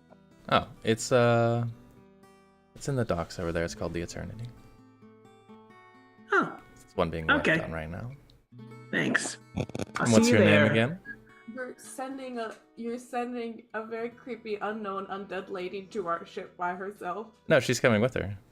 Okay. I'm not letting her walk over there alone. Okay, good. Fucking think I'm Just just send gonna this let old an lady unattended out. lich. I don't know. That's why I was asking Jasmine. No, I'll guide you over there. Okay. Crystal's gonna go in there, and all the coolers are gonna be empty. And what was your name again? Popsicle friends. I don't think we... You can call me Scug. Scug. Does that ring any bells to my necromantic heart? Okay, cool. Not particularly. Pseudonym. Cool. Noted. Scug. Awesome. You all go about the remainder of your business for your day. You go and you are collecting outfits, or you get the kid, you get the balloon. Jasmine, you go back to the Eternity with Scug, and Scug does that work for you. You see, with a pretty quick flourish of fingers, a little bit of our necromantic spells, Scug animates the dragon. Jasmine will take heavy notes. As best she can. Obviously, she can't use magic of this caliber right now, but... and then Scug sort of just waves and leaves, having made the payment. And the dragon is animated and is technically an undead for you at this moment in time. Scug has let you know that while it's animated basically to get it into the undead subcategory, that this animation is not going to last forever. We never cut a deal that you were going to get an undead dragon forever from her. Right. And so she sort of just made it for you and then left, and knows that there will be a timer. Did she say how long? She never really indicated. You think from what you watched her do, you probably have like a day with it alive. Cool. I mean, if it expires, then that's cool. But whatever. Leon, you get Benji, and you bring Benji back, and you can see that the incubus is sitting in one of those like massage chairs, face down, and you can see what looks to be like a gorillion, like one of these towering monkeys is just sort of like with 6 different hands, just giving the incubus a massage. And then you see his for just a second. Leon, as you hear squeak, squeak, squeak, squeak, which has been walking with you as Benji's shoes have been squeaking, you notice the incubus's back tenses up a little bit, and then you see almost like and waves the gorillion off, and then gets up and goes, "Oh, you found him. Oh, Benji, it's so good to see you again. You can't run off like that." Am I still charmed? Yes. Well, of course I did. Like I said, it was the least I could do. How's your jaw? It looks a lot better. It's a lot better. I actually got it checked on, and so I really appreciate that. Good. But yeah, I found Benji. Got him a nice little balloon. Yeah. Cool. Hey, quick question. Before we part ways, I gave my name. You gave your name, right? Thank you, Captain Leon Greer. My name is Yuri. It's a pleasure to meet you. I just wanted to ask for a second. You said you were a captain. Do you have a crew, and what are their names? Tell me their names. Do I have to do this? Yes. Oh no. So charm effect is you basically just assume that the thing that they're telling you to do is the best idea. All right. I prepare for identity theft as I just give him all of the information. Perfect. You tell your crew's names off to Yuri. Yep. You see Yuri go, "Thank you so much. I just needed, I thought I had heard something about a Captain Leon Greer before, and it was helpful to just sort of get a confirmation about Oh, that." You've heard of me? Hey, a little bit, actually. Yeah, so, well, that's not really surprising. I'm known all around the galaxy. Yeah. And you know what? No harm, no foul. Sometimes, getting a punch in the jaw is a great, meet, cute way for us to introduce ourselves to each other. So, he reaches out, smacks you on the shoulder, and the charm effect fades. You know that you've been charmed, but you see as Yuri and Benji take hands, and Yuri waves at you and begins walking away. Okay, hold up now. I know that I've been charmed. Yep. I know I gave him 1,000 gold pieces. Yep. And everyone's names. Yep. Except for mine, because you can't pronounce it right. Please, but got him. You can't get the last name. It's okay. I can't get it. That's true. I can't get the last name. I don't have to worry about identity theft. I think I gotta kill him. In this mall? In front of his child? There's no way this is not his child, by the way. Yeah, there's absolutely no way. I feel like this was part of the con. No, yeah. He's doing the Zootopia thing. That is an adult. He's totally doing the Zootopia thing. Yeah, he tried to get me to steal a blip earlier. Yeah, so if his back's turned to me and I shoot him, do I get advantage? 100%. Awesome. Listen, when in hell, right?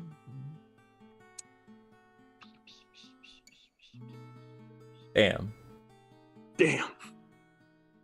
Drizzle, this is your fault. I just want. Okay, Jake, don't say I didn't precipice any of this. I just went, I'm gonna spook the captain, and you went, he gets charmed.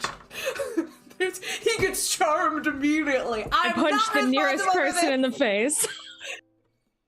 25. 25 hit absolutely hits. All right. You have any sneak attack to this, he is surprised.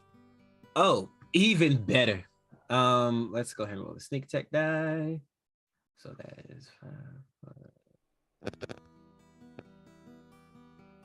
18 points of damage from the first shot. Cool.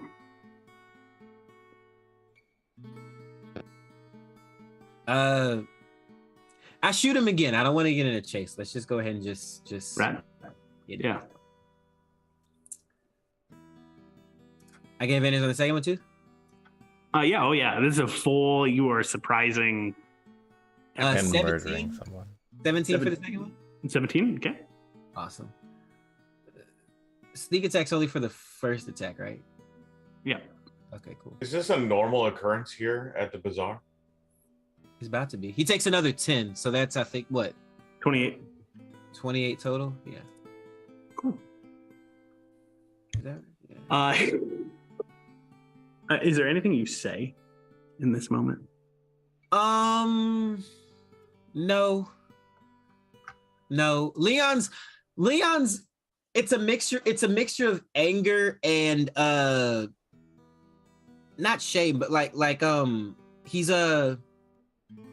embarrassed. It's a mixture of anger and embarrassment, right? Like he's usually the silver-tongued devil, and he's just been conned by this. Now granted, he cheated, he used fucking magic, but he's been charmed. He's usually the charmer, and it does something to his ego a little bit. So no words. He realizes what's happened, and he realizes, and I think he justifies it by saying, I'm protecting the crew because I also gave out their names. And so he just two in the back. You all in different parts of the mall for a moment here. Is Franklin in the mall? Because I just told him that Leon's skill is people. And now he's just shooting this person in the mall. Franklin is walking up. You three see, none of you see it, but Franklin is like somewhere on a balcony going. So watch On a it. snow cone that just falls to the ground. Well, you shoot twice. You see the incubus, both shots blasting into the incubus. Oh, I use my movement to close the distance, and I press the barrel of Starbird against the back of the dude's head.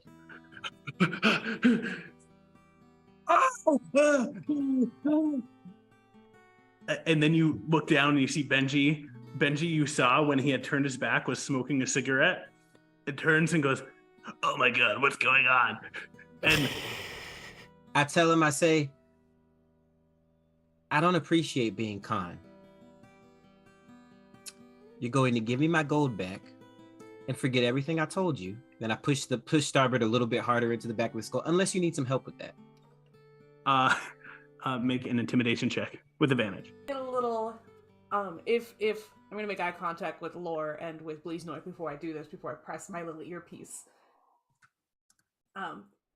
Hey, just checking in. Is this romantic tension or do you need backup? All you hear, all of you with your earpiece when Drizzle says that is, "Hey, just checking," before it goes dead. Uh-oh. That is a... Toms are jammed. 15. 15? Okay. With advantage, and you have another luck. Just checking. You can, I'm not saying one way or the other. I just want to remind you. I'm gonna use my luck. I don't think 15's high enough. And Okay. my perception, my intimidation is pretty damn good. That's much better. Yeah, 24. I don't want any trouble. I'm sorry. I didn't. It was our mistake. Yeah, it was our mistake. It pulls out the money and reaches back, gives it to you. I say, if I see your face around here, if I even think that you're about to do anything to me and my crew, a broken jaw is going to be the least of your worries. You get me? Yeah, I hear you. He has such a way with people. I pistol whip him and then I let him up. And they both start sprinting off. Dust myself off, put my gold back. I checked all the golds in there. Mhm. All right, cool. Put that up, put my gun away. Look around. Nobody's bothering you. Good. I didn't think they would. It's hell, right? Shit probably happens all the time. And I go on about my business. Cool. What you all do is conclude your day for a moment. And I want to hear, how's the shopping end for Bleeze, Lore, and Drizzle? I would like to make a roll because I would like to make the argument that if Lore humors anyone ever historically, it's Drizzle. And so Lore's going to make this as much like a montage as possible. So I would like to roll performance. Cool. I like it. I had to think about that one for a second, but I got there. Okay. That is a non-natural 20. Awesome. Drizzle, you have this amazing montage experience going through this and doing this shopping. This energy is transferred over to you of this excitement and this joy. You'll have advantage on a charisma check of your choice during the date. Also, at the end of the shopping montage, Bleeze will pull Drizzle, and I made this for you for your date tonight, and possibly just to have until you need it. And I will hand you a necklace that has a crystal on it where the light is reflecting on the inside, and it shines, it amplifies like just the light that comes from you. And if you need to, it's a flashbang grenade. Oh, that's so nice. Thank you so much, Noink. She puts it on. She has spent this entire day, even through the beautiful montage and everything, talking. She has not shut the fuck up. She has talked about Koba and how he's definitely a villain and untrustworthy. She's talked about everything going on with you guys. She's asked you about your surgery. She's asked about your father. She did just a little bit ago. She's covering all the ground. She just can't shut up. That seems to be her nervous response. But putting this little necklace on, she quiets down. She's got her little plastic platform shoes on and her little legally blonde pink dress on and her huge fluffy white hair. Okay. I love you. Both of you, very much. I love you too, Drez. You too, Driz. Oh, good. So if this doesn't work out, I think we should all get married. We're gonna have to have a talk about how quick marriage comes after these things, but now's not the time for that. Now's the time for you to go have fun. Go have fun. Enjoy your night. And come back and tell us all about it. Don't propose to anybody. Yeah, don't get married. As we come to a close of our day here and we come into the afternoon, you all do have a moment, just a second, and I'm going to just check in with Leon. Leon, you can explain to the party what happened, if you would like, but you would all have a moment to kind of reconnect for a second. Do you I choose to? I don't think I do. Brad. So it's an incident that goes past, but there's no explanation about it. Leon, you're the only one who really knows what happened. And as we come to a conclusion before we go into our dates this evening, Drizzle, you get a letter delivered to you that says, meet me at the Garden of Delights tonight at sunset. Koba. Might kill me, guy.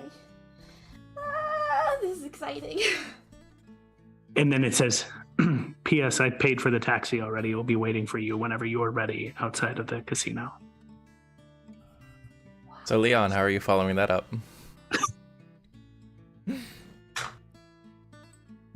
As Leon? Oh. Comparison is the thief of joy, okay? What a fucking... okay. All right. I didn't read the letter. As you all are hanging out for a moment,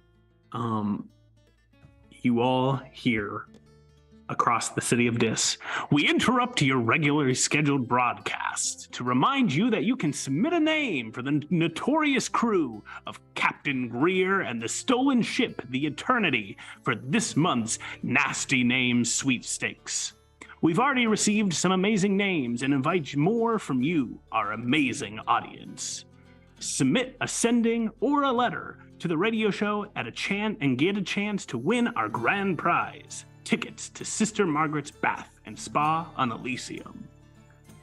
As a reminder, Captain Greer and his crew are wanted for larceny, treason, the stealing of Academy weaponry, impersonation of a royalty, and numerous misdemeanors throughout the multiverse.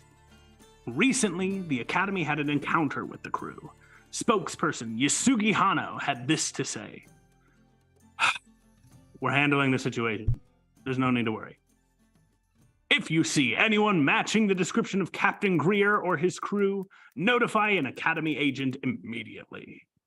In other news, wars continue in the elemental plane of water as the royal houses vie for power, and the water god Talos has disappeared.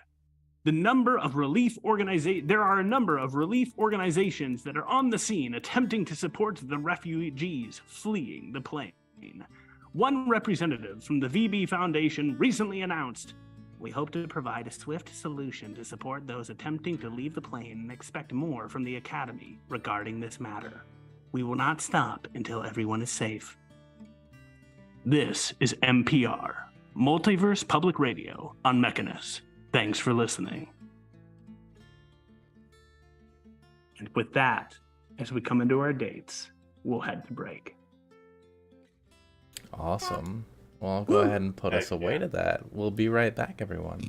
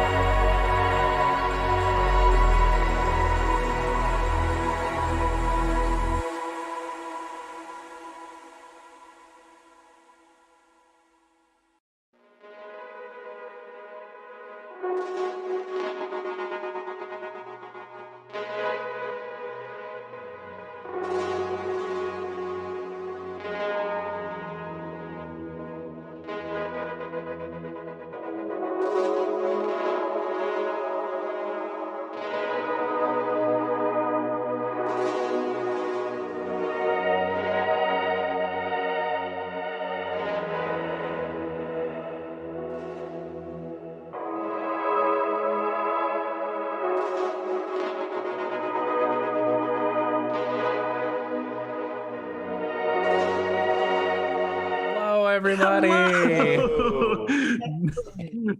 Welcome back, everybody. As we come into the second half of our adventure, we find ourselves now in the evening of our third day in Dis. And as we see our party now hanging out in All Souls Welcome Casino, I want to first invite Drizzle.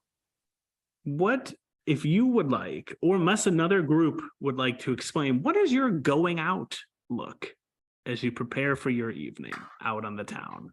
Well, she has what she bought and stole today during the montage.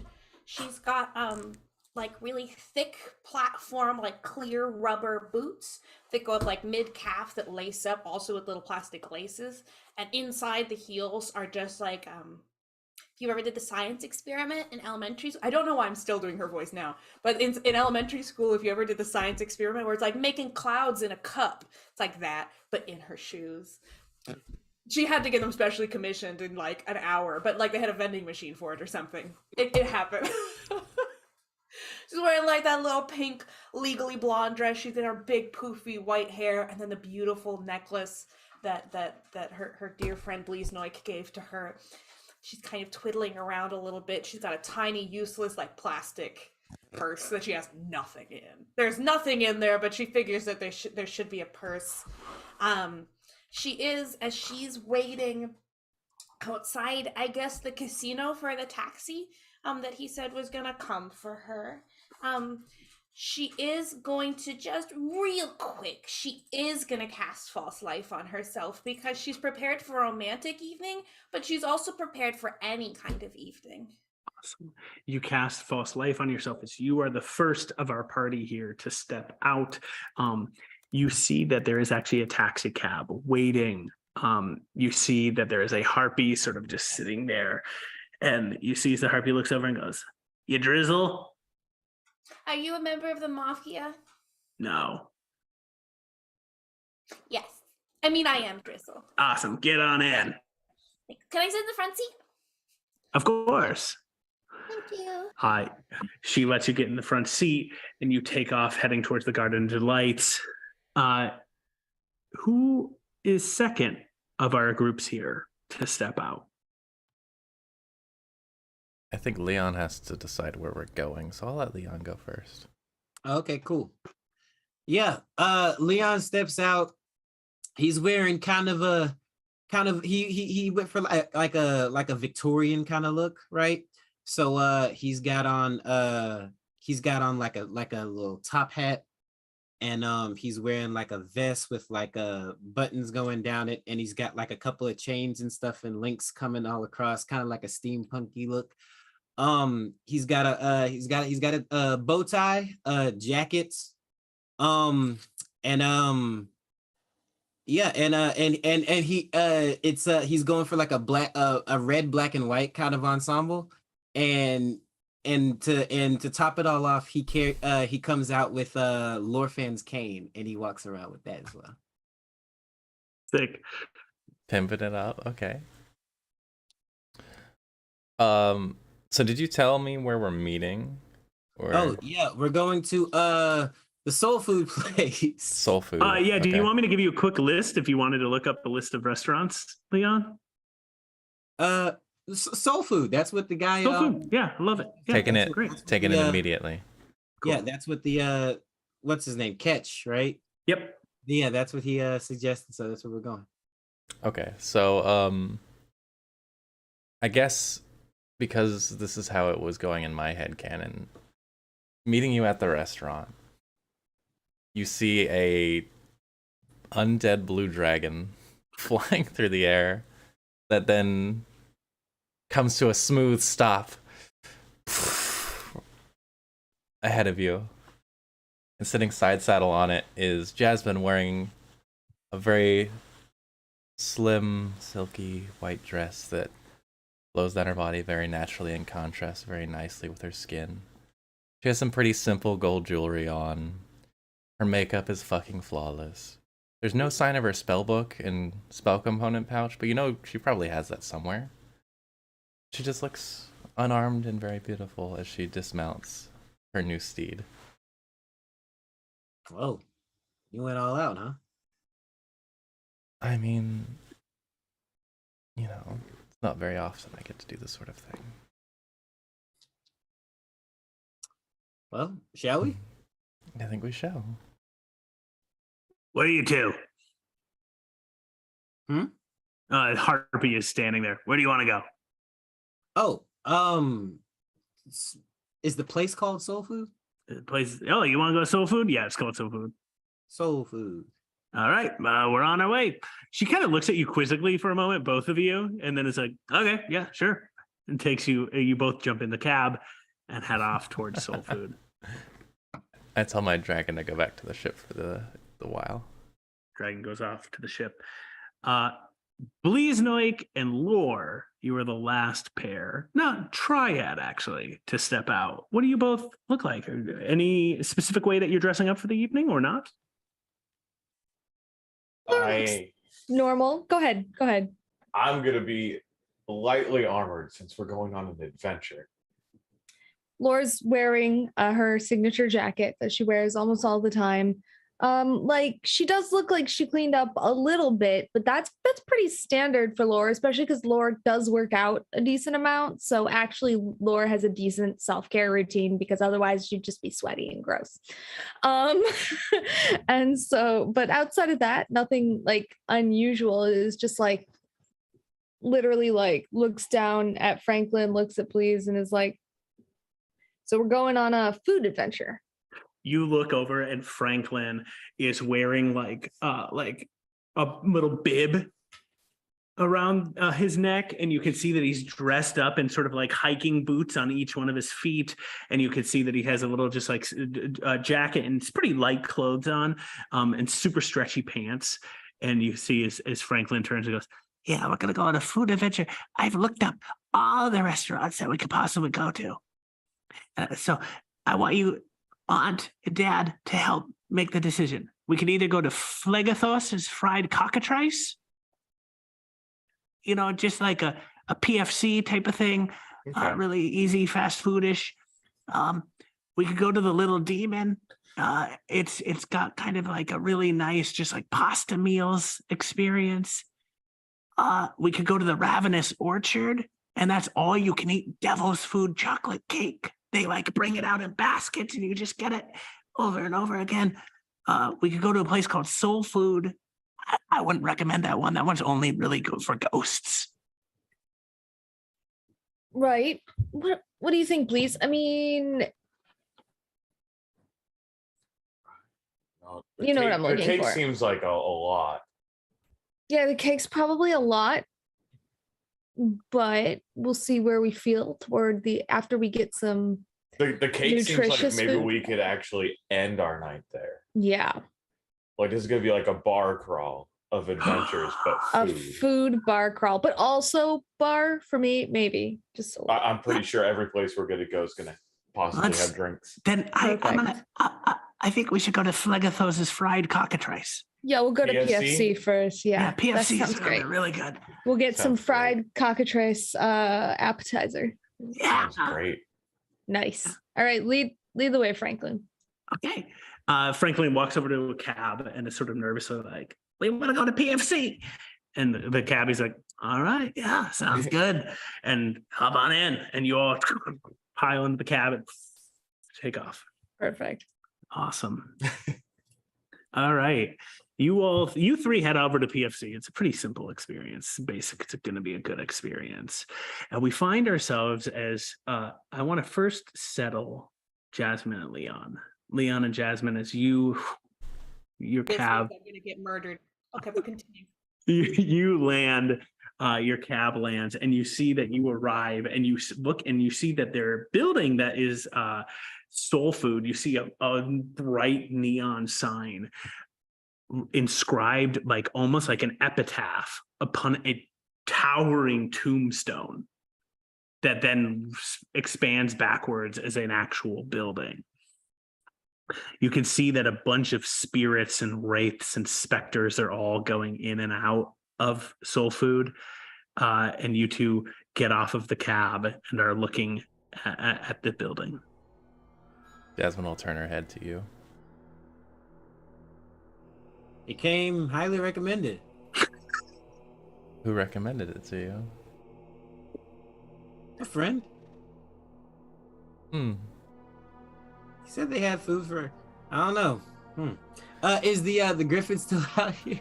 The cab is standing there. Yeah. I'll turn to the cab. I'll go. We're not from around here. If you couldn't already tell, there's some place a little more classy. Hold on, classy. I mean, soul food's great. Can you eat ethereal? Or are you non-ethereal? Non-ethereal. Oh, okay. That's just good to know. I mean, some people kind of are like they're omni, ethereal and material. So, we're figuring it out. But no, they actually have a dish that is a material dish. It's actually pretty good. If you did want to go in, otherwise we could go to Phlegethos' fried cockatrice with the little demon or Ravenous Orchard, one of those. I'll leave the decision up to you, Captain. I don't know. I kind of want to see what this ethereal place is talking about. If I'm being honest, they have regular food. Yeah, they got a dish in there that's pretty good. A dish. Do you know what the dish is? Dish? Yeah. They take like a really nice like toasted bit of like ciabatta bread, and then they smear some green stuff on it, and then they'll put a bit of like seasoning on that, a little bit of salt, pepper. Yeah, let's hit up the little demon. Let's see what that place. Sounds good. We'll go to the little demon. Hop on back in. All right. Take On two. the flight, by the way, Yeah. Jasmine will look at you. Her hair stunning, lashes perfect. You've never seen her do makeup this well ever. Probably means it's magical, right? And she'll be like, okay, so I do have to tell you this before I forget about it because it's kind of important. Okay. My parents were murdered by a Drider. I have to tell you that because I need to get the secret out, so it's not quite so potent. But I did give away a secret today. I have to tell everybody, but just figured I'd get business out of the way first. That's okay. I shot a guy today. We all have Really? beautiful days there. Interesting. I don't want to bring down the mood by describing it too potently, so we'll just leave it there. But that's my big secret of the day. So. Well, I'm sorry. Well, it was a long time ago now, and I got new parents, so they're kind of stuffy. We're here. No need to tip or anything. Have a nice night. She was listening on the flight. What a nosy Uber driver. I'll give her a gold coin. Yeah. Good luck. Thanks. She takes out. You see, you find yourself. You're actually standing. And you see what looks to be like a pretty brick and mortar looking building, and you see a huge bowl like billboard poster attached to the front of this building, and you can see the pasta is there and 2 spoons are going in, and instead of meatballs you see little imps going like no, and they in a panic, right? And you can see that there's a maitre d' just waiting on the inside and just sort of waves at you. Jasmine, actually, with the previous conversation being had and you taking it so well and like seeing this building and it looks really good, an actual like genuine smile will get on her face, and she'll look at you and she'll put a kiss on your cheek. Oh. Thank you for taking me on. And I hope you brought your wallet because I actually want to drink for once. That's not something I usually do. Yeah, I mean, well, we just got an advance from Balthazar, so like. We did. Drink up. Actually, I bought potion supplies with that. So we should be pretty well prepared, but we should stop talking about work. Welcome to the little demon. Table for 2? Yes. Yeah, y'all have a non-ethereal food here, right? Of course. No, yeah.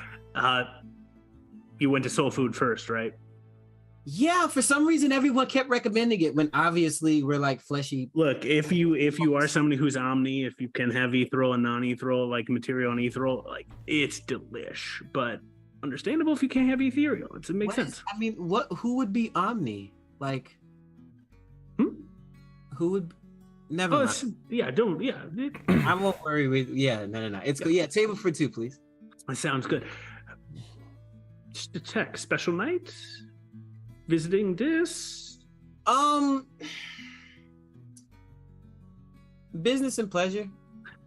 That's all we needed to hear. A BMP. So let's get you up into one of the specialty is dual tables, and it leads you upstairs into this, and you actually get to go sit on a balcony overlooking parts of Dis as you are brought up there. Pretty quickly, you both are seated. They come over. They offer you various kinds of wine. You are the owner of the establishment just comes over to just say hi. You can see this well-dressed harpy lady who introduces herself as Lillian, just says, hey, what's going on? Welcome to the Little Demon. And then gestures, and you says, all right, this our server is going to be able to take care of you this evening. Please enjoy our support and have a great night. And you turn, and Leon, you see a little imp go, fuck. His eyes will just narrow. He's got his gun with him. You lock eyes with Benji, and you see that Benji, it just goes, like, you can spot this moment where Benji's like, this is going to be a long night. Doesn't have to be. Awesome. You start getting served by Benji. Benji is pulling out the Ritz for you both. Yeah. In this moment. Good. Jasmine gets a port. For sure. Whole bottle. For sure. You know what? On the house. Of course it is. Damn. I didn't know you had such connections in hell. At a place that you didn't know about till a few minutes ago. I have connections all over the place. Apparently. Doesn't have anything to do with earlier today, does it? I don't know what you're talking about. You see a very warm expression on Jasmine's face, which is not normally there. She looks, to describe it, it would be like about as beautiful as a corpse that's been dressed up for its funeral. Like all of it looked like they're sleeping, but this one's awake and smiling and laughing and talking. To give you that sense of what makeup she put on. So Drizzle put you up to this, huh? I mean, yeah. She did. It was kind of a nice excuse, actually. I know we've been doing things for a long time now. Figured it would just be nice to do something out in the open, so I let her convince me. I don't think it's as much of a secret as we were trying to make it be. If Drizzle could pick up on it. I don't know, she's really intuitive. She can be, surprisingly. She's got a lot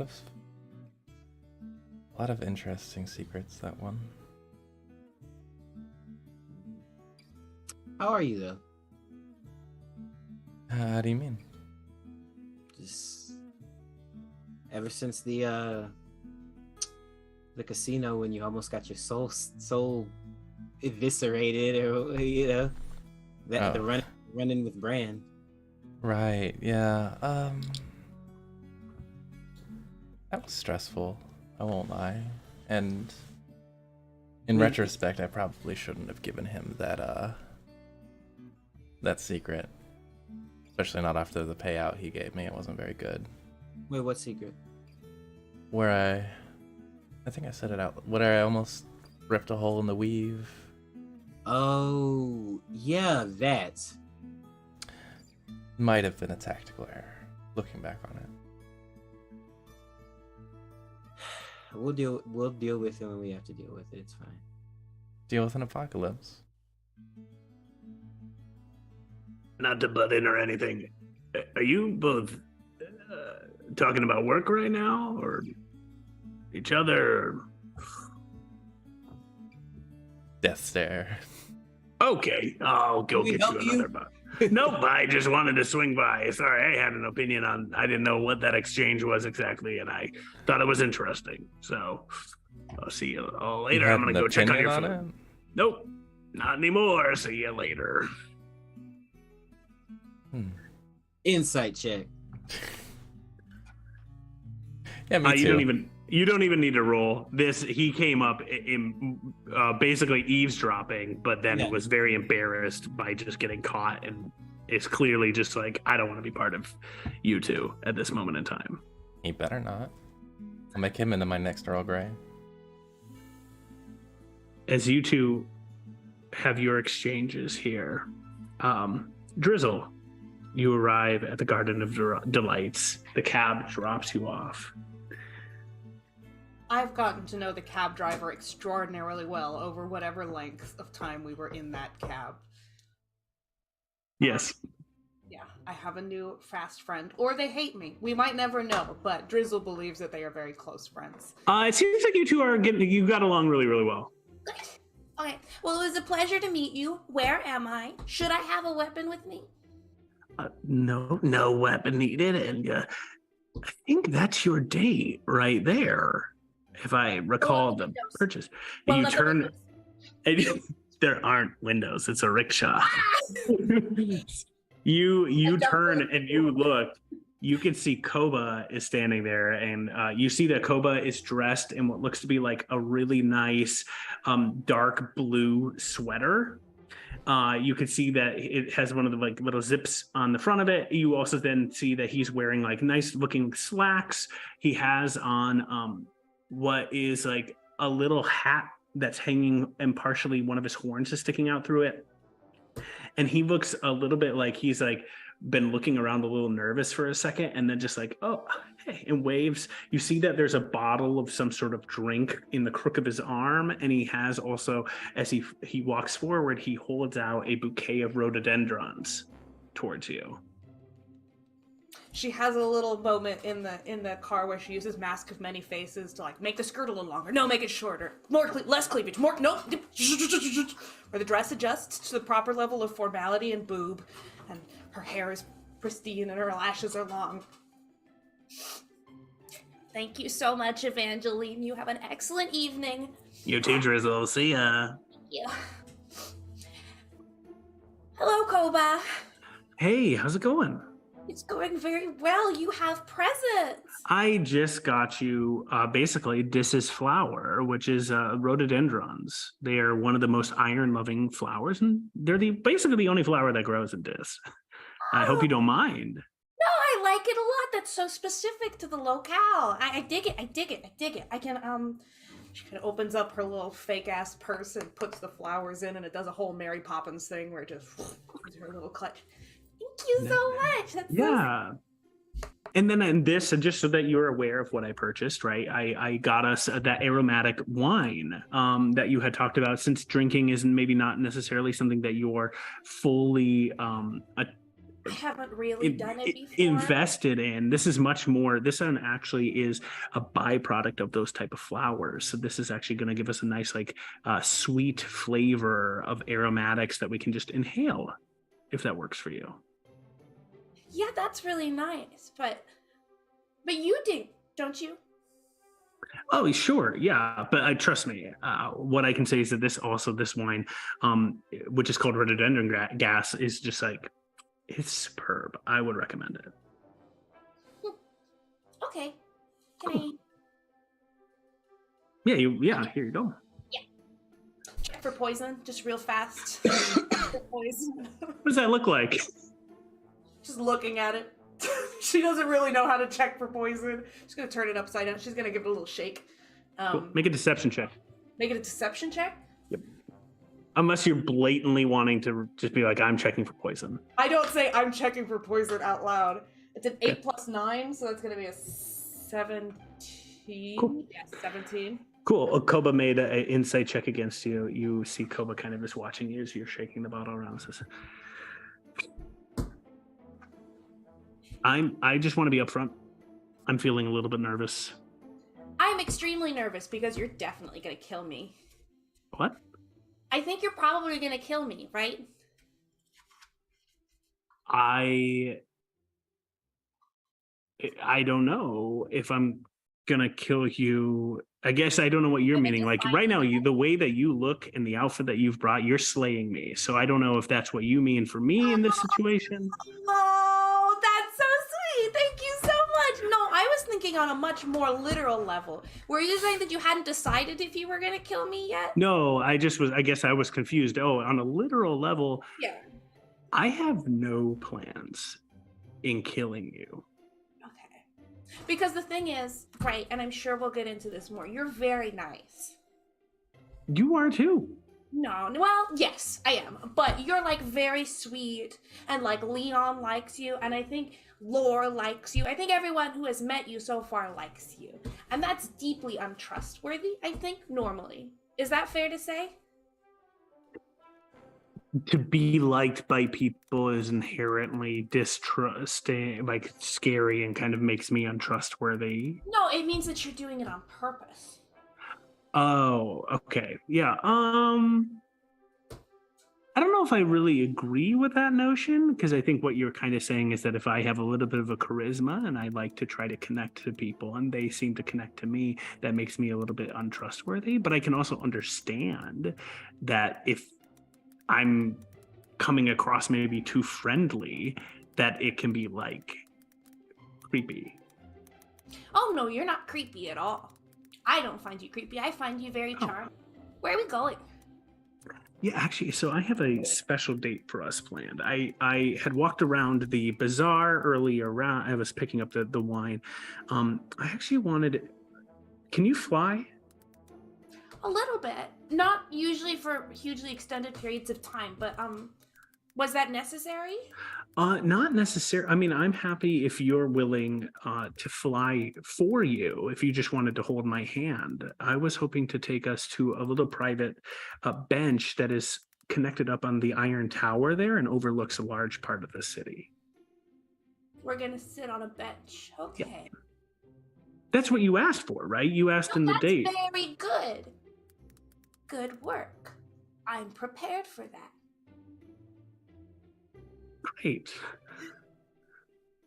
Are we doing that now? Or do we have something else that we were going to do first? I've not done this before, obviously. Yeah, no. I think let's just go for a walk first. Let's just connect before we go up there. So. Okay. So. Yeah. I like your friends. Lore and Leon are just powerhouses when it comes to beer pong. And Bleeze was just like kind of quiet, but wicked smart. No, they're absolutely my favorites. I mean, all of them are my favorites, kind of on like a tied level of being favorite, and then most people are significantly. I definitely play favorites a little bit, and I love those people very, very much. No? Nice. Yeah, for sure. Who are your favorite people? In my life? Yeah. You can't say me because I met you yesterday. No, yeah, that would be weird. Yeah. I don't really have many people in my life. But I would say that Veronica over at the casino, she's a ton of fun. She's one of the other the barmaids there. Brand is okay. He's fine, I guess. But I like his assistant is a hoot and a holler when it comes to just sort of playing games. And then outside of work, I don't know if you've ever been over to Soul Food, but the owner, Mort, is just super funny. Oh, no, I mean, I haven't been over there, but I think Leon and Jasmine are going on a date there this evening. Oh, nice. Well, yeah, they have a really good dish. I don't know if they eat ethereal or not, but it's going to be delicious either way if they do or do not. So I don't think they do. I don't think that they do, but I've never really understood what mortal people generally eat. Mm-hmm. Yeah. I guess like to make something clear is that I'm a relatively new transplant to the Nine Hells, so I come from elsewhere, and yeah, so my network is not big. Are you like dead Or are you, I mean, there's lots of ways that people get into hell, but... No, I actually, I got the papers and got to move from the material plane here, and it was just the right time for me. Where's home for you? Oh, elsewhere also. How big are you into, like, the law? Take it or leave it, right? Okay, great. I'm from the elemental plane of air. Hey! I don't have any paperwork. Yeah, it's very exciting. I'm from... Oh gosh, it's always difficult to say. I think in common, I am the great, everlasting, and impenetrable cloud that hangs just above eye level towards the horizon eternally. That's me. Well, big me, obviously, but that's kind of off there, I think. 8 years ago. So I'm still kind of figuring things out too, I guess. Well, let's figure this out. This is the first thing we get to figure out together, and that you two continue walking along. I have a question for you. Yeah. I am being tremendously difficult with you in a way that I know is not normal. Mm-hmm. Yeah. Why are you still here? I like you. Yeah, why? No, I mean, I know I'm extremely likable. This isn't like an insecurity kind of thing in any way. Actually, you're kind of suspicious in how likable you are. I'm a little nervous by you. Are you gonna kill me? I don't think so. I haven't decided yet. Okay, that's terrifying. No, I'm not gonna kill you. I like you so much. Okay, No. This is actually going like really, really well. I had written down, I did do a spell to give myself more hit points and stuff, and I told everyone where I was so that if you do kill me, I'm ready. I did a spell too, actually. Did you? Yeah, I just did like a bolster spell, something to just kind of get rid of the fear a little bit, Were you nervous? Yes. Why were you nervous? Because you're cool. Oh, well, yes, but thank you very much. But you seem to handle everything really well normally. Yeah, I'm good at pretending and fake it till you make it, right? Are you faking it right now? No? I wouldn't know if you were. Just a little bit. Still a little bit. Yeah. Okay, cool. And the date continues along for a moment. I want to jump out for a second. Yeah. And we can cut again. Belize Noik and Lore, you're at PFC, having just a good time, right? Eating just cockatrice wings, popcorn cockatrice, all sorts of things. Drinking. Yeah, you notice that Franklin was like totally on board with you two just getting crunk while all of you are just eating food. So it's going well. It's an adventure. Where do you two want to wind up next? The Little Demon or the Ravenous Orchard? Or Sophie?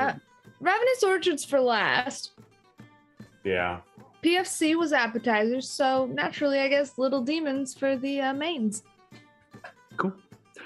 You three all get up. You're getting ready. You're going to head on over to the Little Demon. And as you leave PFC, you are walking along and you hear... And you turn, and as you turn, all three, Franklin, you two, just are hit by a wave of wetness as you see Jeremy come to a sliding halt in front of you. Bud. Hey, bud. Oh, God. I missed you just as you three left on the cab, and I had to run here. I didn't have any money for the cabs.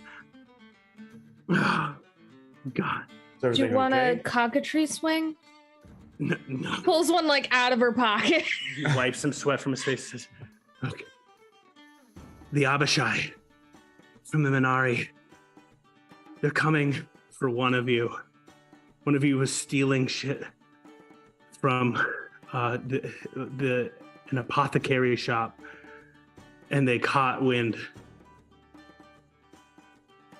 Apothecary shop. Well, that would be... Kind of looks at Jeremy, but then it's like, yeah, we can trust Jeremy. That would be Jazz or Drizzle, right? They're the ones that went to the apothecaries, I believe Believe so. Oh, shit. Okay, so you take Franklin. Go. Where do you want to? Who do you want to go after? I'll go find Jasmine. Okay, I'll go find Drizzle and her date, and they owe us a food adventure. This is bullshit. Mhm. And just like shoves the cockatrice wing in her mouth and goes. Just a heads up as you're heading out. I'm not going to be part of this. I don't mess with the Abishai, but be careful. Thanks. Okay. Thanks. I'm not Wait. there. Here. Thanks, bud. And it's just like, and like gives it gold and is like, take it, cab back, man. I hand him a napkin. Instantly damp when you hand it to him. It's already ruined. It's a nice thought, please. Yeah. Let's It we're gonna just go sticks find to him. Cool. Awesome. You both split up to go try to find the respective dates. Jazz and Leon. You're now into the second part of the course. A little bit of time has passed. Would you How's it say going? it's hour 2 or 3 right now? I'm gonna say it's 2. Hour 2? Okay. So at about an hour in, Jasmine excused herself to go to the restroom. In actuality, she said she was gonna go freshen up, and that meant re-up her spell. So she went and she rebolstered her cosmetic spell because it only lasts for so long. Her makeup is flawless, her hair is flawless, everything looks great. Her utility items are in her utility belt, which is hidden on her person. So she comes back out. One question. Thigh holster? Thigh holster? She doesn't have a wand yet, but there is a thigh holster there for a wand. It's ready. Concealed it's carry. waiting. We will go wand shopping soon, but she does have a book holster. That's a separate thing. Strapped up to the side. And she comes back out, continues with another glass of wine. She'll be drunk soon. She's already kind of feeling it because she doesn't drink often. She's having a generally great time. Yeah, Leon's drinking probably not as much as Jasmine is. He's got to keep an eye on fucking Benji, but he's drinking, eating, just chatting up.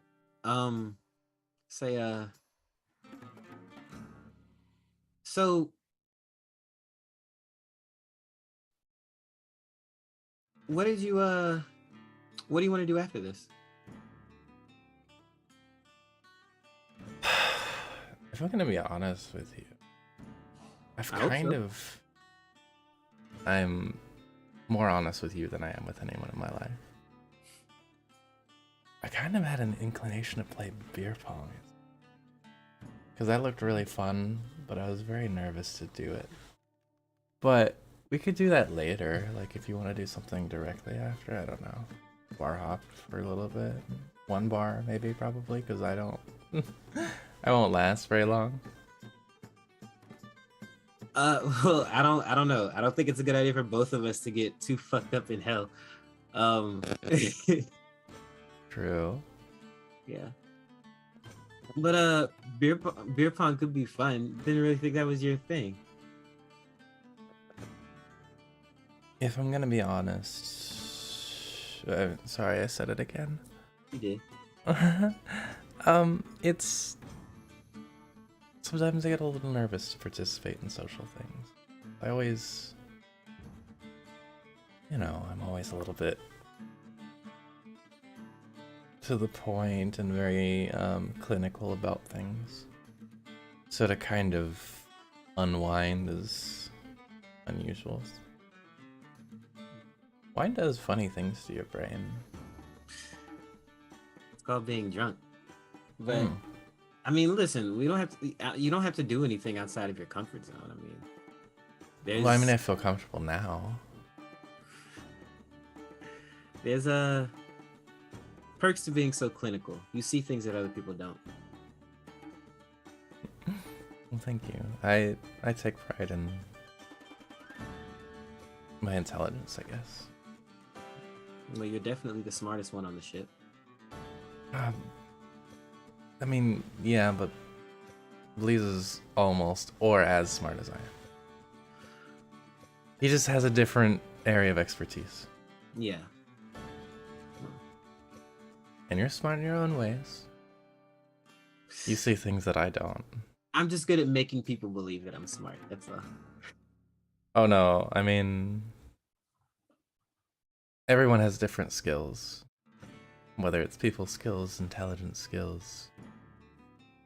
You may not be as, I guess you might say, min-maxed as I am.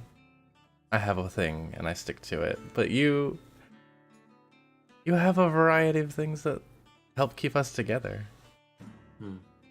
You do really good at them. You saved my ass back at the fucking, what was it? I don't even know what that building was called. The vault room back in the material plane. Oh, it's just a ball. The vault, yeah. Oh, you mean where I almost blew everybody up? No, the part before that where the warlock guy came out and beat the shit out of me in front of everybody. It was pretty embarrassing, actually. Of course I did. I appreciated it. Somebody had to. It's nice of you to say that, though. Can I be honest with you for a second? You can always be honest with me.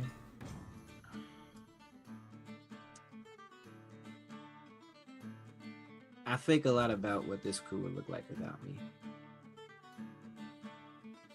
I don't think there would be a crew without you. Really? Do you think any of us would spend any time together if we didn't have some reason to? Do you think me and Drizzle would have ever gotten on a ship together if we didn't have a captain that told us both to? No, you've hated her since the academy. But I mean, I've grown to tolerate her now, but yeah. Yeah, that's what I'm saying. Like we've all grown to love each other, and I mean, y'all are like my family. But obviously now, I think most of us would stick our necks out for one another. Drizzle definitely did. She kept me from getting my soul devoured from a demon. That's pretty interesting development. But I don't think we would have ever gotten together as a crew if you hadn't pulled us together. Well, it would have just been Class 2F, and then Class 2F goes and finds other things to do later. well, I'd probably be working in the Celestial Hospital by now. I needed a crew. You don't ever think about that though? About what? Working in the Celestial Hospital? Not being on the run from the Academy and Lorfan and fucking everyone else. You're telling me you'd rather be fighting for your soul at a hell casino?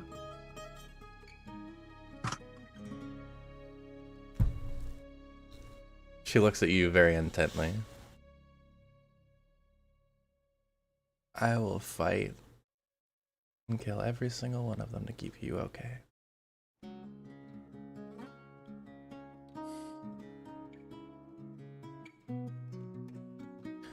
Obviously, I would probably be further along in my research if I wasn't too busy keeping you up, but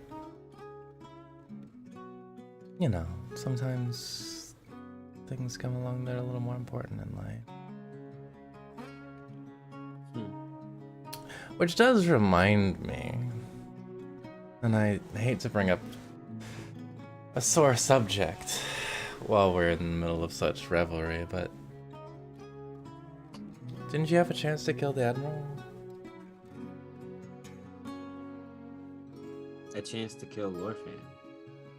Yeah. You know, the one that really hates us and wants to send his fleet after us all the time and all that. Yeah. But you didn't kill him. Never mind the fact that that life that you just admonish for being on the run all the time, that life is caused by him. And could have eased or potentially even stopped us being criminals. You had ended his life. Would it though? Who hates us as much as he does in the Academy? Well, if we kill him, then everybody will hate us. I didn't kill him because... Well, shit, you were there. You know what happened. I was busy. I didn't see what happened. No. I tried to. Not at the casino. I'm talking about back at school. Oh, yeah. When he ordered Hatch to go in and attack the Githyanki fleet, when he knew that we were unequipped and undermanned and... And the talks had been going well. I remember.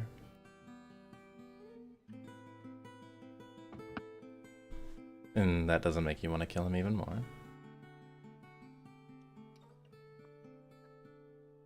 You know what I want more than his death? I want people to know the truth. If he dies as Admiral Lorfan, the man killed by the dread pirate Leon Greer and his motley crew of pirates. And that's the narrative that gets pushed. That's what the galaxy remembers. Too easy. I don't think I care about Lorfan enough to just kill him. I want people to know what he is. He's a fucking fraud. Listen, I love all of you guys, but if I had it my way, I'd be that admiral captain. I'd be at the academy. We all would have been. We all would have gotten. We would have finished school. We would have joined the Spelljammers and got the glory that we all wanted. He took that away from us.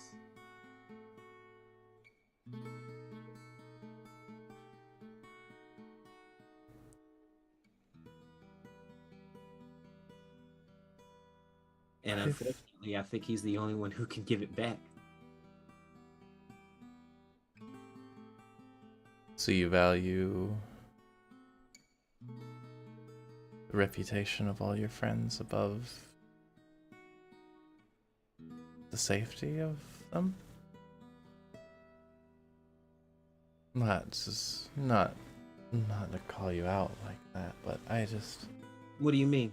The reputation over the safety? He was dead. I don't think that we would be such a high priority. His daughter that we have on our... He wouldn't be coming after you. Because he hates you personally, I'm sure, by this point. Wouldn't be coming after Lore. We would be one among many rebel pirates. But they hate us with a passion, Leon.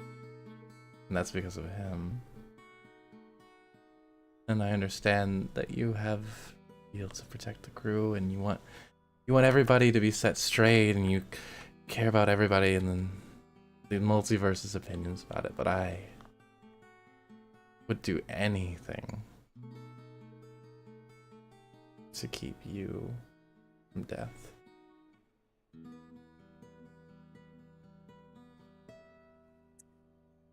Death is a part of life, Jazz. It's gonna come for all of us one way or another. Legacy is all we really have. Says who? Says death. Death is just a god. And gods aren't as immortal as you think. That's easy to say for an elf. I'm just a human. You're gonna outlive me 2, 3, 4 times over.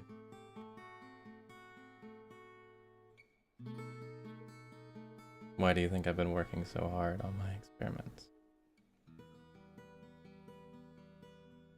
I don't follow. I guess I don't really tell you the nature of them that often, but I've been working on ways to merge on death and life. Put you in a timeless state like elves have. I know I have a very long time, and then elves do eventually get old, but we have so long. But undeath is just a state where you don't ever have to worry about the ravages of time.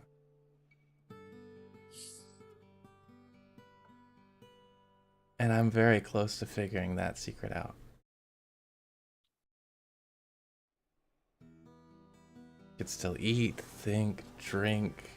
You wouldn't be like Earl Grey, he's a shambling mass, he's just a tool. You would be you. But your skin would never wrinkle, your hair would never fall out, you would never lose the strength in your limbs. Are you saying you want to turn me into a zombie, Jasmine? I want to make you immortal, Leon.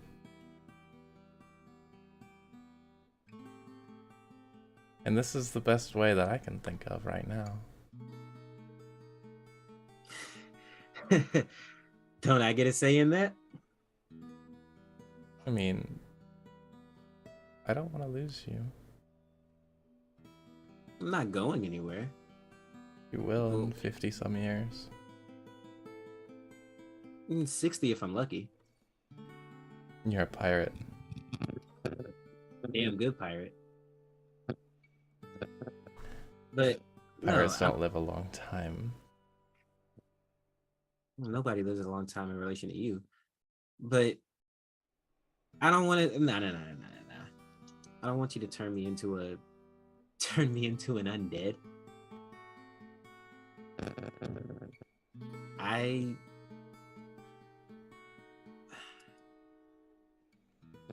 Things don't lose their value because they end.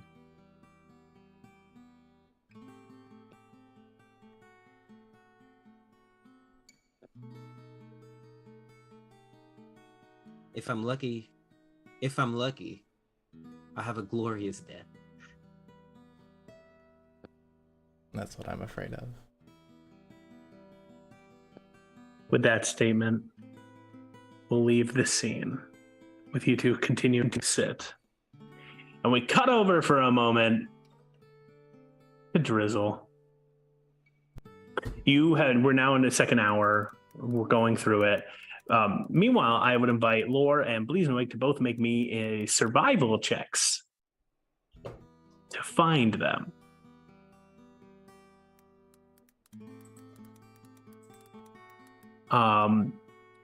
Drizzle, you and Koba are continuing to walk, and as we enter into the second hour, Koba turns and general banter and back and forth conversations as you both, at least Koba seems to be getting a little bit more comfortable, and we're coming into the second hour, and Koba turns and says, "Hey, do you want to fly on up to the bench?" Yes. Okay. I mean, are we doing something after the bench, or is the bench like the final thing? No, we'll do I have some other things planned for the after the bench, sort of where we want to go at that point in time. Okay, then let's do the bench now. Then I'm ready. Yeah. Cool. All right. Koba's wings. Is their position? What? How am I most liftable? Or do I just? No, any position you would like. I mean, if you want to do like a super, like kind of like heroic pose or anything you would like. I like your wings. Thanks. He grabs you. You ready? Yes. You take off. You fly up and rise up high above the city. You can see the entirety of the bazaar below you. Off in the distance, you can see All Souls Welcome Casino. You can actually make out, just in the distance, the eternity itself, still continuing to be worked on as you rise up above the city and then drift over. Koba's wings taking you, and you go draw closer to the Iron Tower. Around you, you can see the bazaar, the tower. You see the Minari, which is a building that you can see kind of rises above the rest. You can see neon lights in the rest of these restaurants and bazaars and markets available to you to access. And as you arrive, you then see, as you get closer to the tower, a bench sticking out on a little jutting on the tower itself. And Koba flies and gently puts you down on one part of the bench. You can see little railing around the bench itself. This has been designed as a space to allow people to come and see the city from a higher vantage point. And Koba sits down beside you and holds out the bottle and says, "You want to try some?" Yes, please. Okay, so I just want to warn you. First, it's going to taste sweet, spicy, have a little bit of clove vibes to it. Okay. Okay. 2, when it's inhaled, it intoxicates you a little bit and gives you just this vibe of like positivity and enthralls you a little bit like a potion of love. Koba. No. Very forward, Koba. If I was going to say That's this is the most drizzle. villain, if I was going to say this is the most villainous moment of the evening, it could be that I am presenting here. But what I'm going to tell you right now is that I have a surprise for you related to this. Surprise. Very villainous surprise. Okay, but no, I have a question real quick. Am I allowed to inhale this now, or do I have to be sitting at one of the gambling tables first? You can inhale now. Okay, are you having any? Yeah, of course. Okay. Okay. So what's going to happen is I'm going to pour this into your hands, and you're going to push your hands up, and you'll just take a big inhale. I'm going to ask you to do a favor for me and close your eyes. Okay. You hear it, and you feel something begin to pour onto your hands. All right, inhale. Make a DC 18 Constitution saving throw. Yeah. You can choose to fail. You can choose to fail if you'd like. I got a 14. Is that Red. a failure? Okay. Yeah, that's a failure. As you take this in, you feel this sense, this wash of positivity flow into your body, this flavor of sweet and spicy.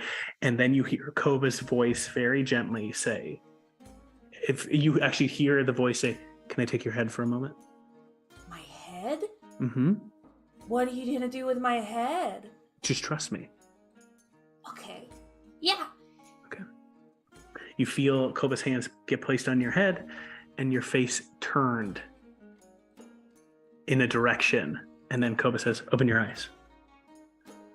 I open my eyes. You see the vast, sprawling city of Dis, and you feel that intoxicating, that enthralling, almost love-like feeling of joy and care being given to the city as you look across it in this moment. And you hear Koba say, "I did this once before and I fell in love with the city, and that's why I moved here." I was gonna ask why you moved to the city. This is so lovely. You know what it feels like? It feels like home. Kinda, but yeah. No, I mean, it feels like my home. It's specific, like, Oh, I spent a long time looking down on things and loving them from very far away.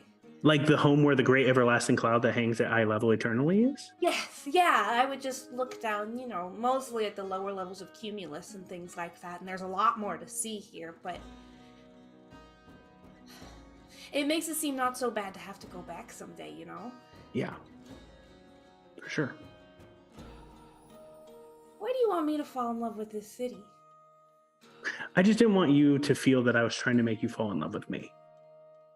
And I fell in love with this city. I think something you asked me really early on, Drizzle, is, do you trust too much? Remember right before the Admiral and all the Spelljammer Academy showed up and the whole fight broke out? You were talking to me about that. And I guess I just wanted to say, I think you do trust a lot. Yeah, I do think that you're probably still gonna kill me, but I did let you hold my hand and pour mysterious liquids into my hands. Yeah. But I think what I'm noticing is that you trust your gut the most. You cast a spell to give yourself more health before you even met me. In a moment where conflict was happening. You trusted, it seemed, yourself to make the decision you thought necessary, even if it potentially harmed something you didn't know or somebody you didn't know. Me, when we were fighting the Admiral. What? You cast a spell and I got blasted back. It didn't hurt too bad. Oh, I'm sorry. No. No need to be sorry, but thank you. Like you weren't like thrown like through a wall or something. I was thrown against a wall and that kind of hurt, but You didn't make like a wily coyote just kind of hole through the. You're okay. yeah, I'm okay. I will say that you actually have drawn first blood against me. So if who's trying to kill who here again, I think you're really being the dangerous one. But you did drug me on a cliff. Touche, you want to drug me? Aren't you already? You had some already, didn't you? No. You said that you were gonna snort some, or what is it called? Snorting with this? I would prefer to call it wafting, but I guess I'm pretentious. So, I don't know. You So sound like a sommelier when you do that. thanks. I am a bartender. So Well, I mean, okay, we don't have to get into if there's Look. a difference between a mixologist and a sommelier, because I think that I don't know exactly what either of those things are, but I think there's a difference. if you trust yourself as much as you do, I put my trust in you to make any decision you want here. I haven't wafted, snorted any of this yet. And I want to close my eyes and let you direct where I'm going to look. That's a lot of power. I think you should have a lot of power. I think you might be the only person who thinks that. That's a shame.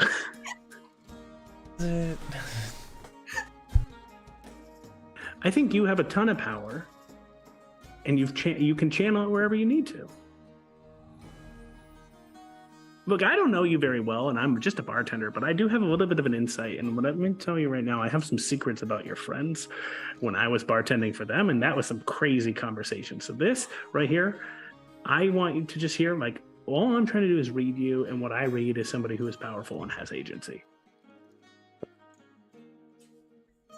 You're so cute. Okay, close your eyes. Okay.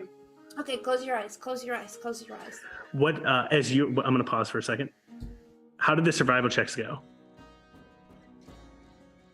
I got a 16. 16. 12. It's taking time. You've been looking for about an hour. Bleeze was looking for us, right? Yeah. Correct. Yeah, I think you went to the wrong place first because we changed locations. Sure. And it makes sense that Laura doesn't find Drizzle right away because they literally floated up to this place. So Mhm. Is there anything you two are? Laura there climbing anything up the you two are- side of a cliff. Is there anything you two are doing in the search? Laura would have gone to the restaurants first. That's probably what took the first hour. Mm-hmm. I think after the first hour, I'd be like, wait a second. Hey, guys, where are you? Are you calling these two, Leon Oh and, my god. and Yeah. Jazz? Yeah. All right, just checking. Aren't our communicators down and Drizzle said nothing about it? You I didn't know that it was down. I said myself. Drizzle was the only one that didn't know. Everybody else said nothing. Sorry. please, you touch your communicator, and as you two, Jasmine and Leon, are sitting in dinner, in part of kind of at the end of your conversation here, you get the sound, "Hey guys, where?" And only those three words come out, and then only crackling afterwards. I'll just look at Jazz. Did you hear that? Partial message? Please. What'd you say, Bleeze? You send a message back, and you say, "What you say is all that Bleeze hears," before it goes crackling. Bleeze, as an artificer, and these creations that you made, you can make a knowledge arcana check to determine what's happening.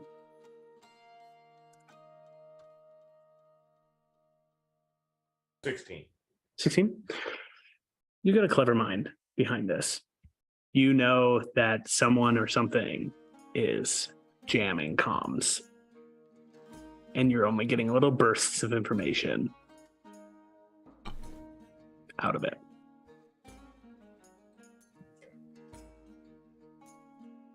In that moment, Bleeze, you in particular see as a pack of 4 draconic-looking black-winged figures are rising up in the air and are seeming to head over towards a large iron tower. Oh, the large iron tower? Mm-hmm.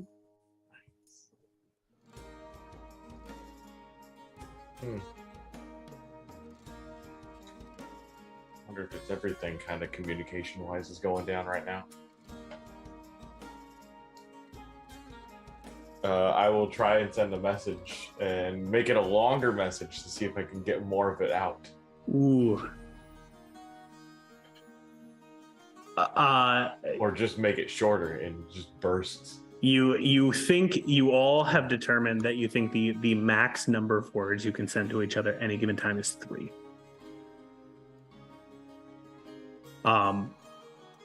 Yeah.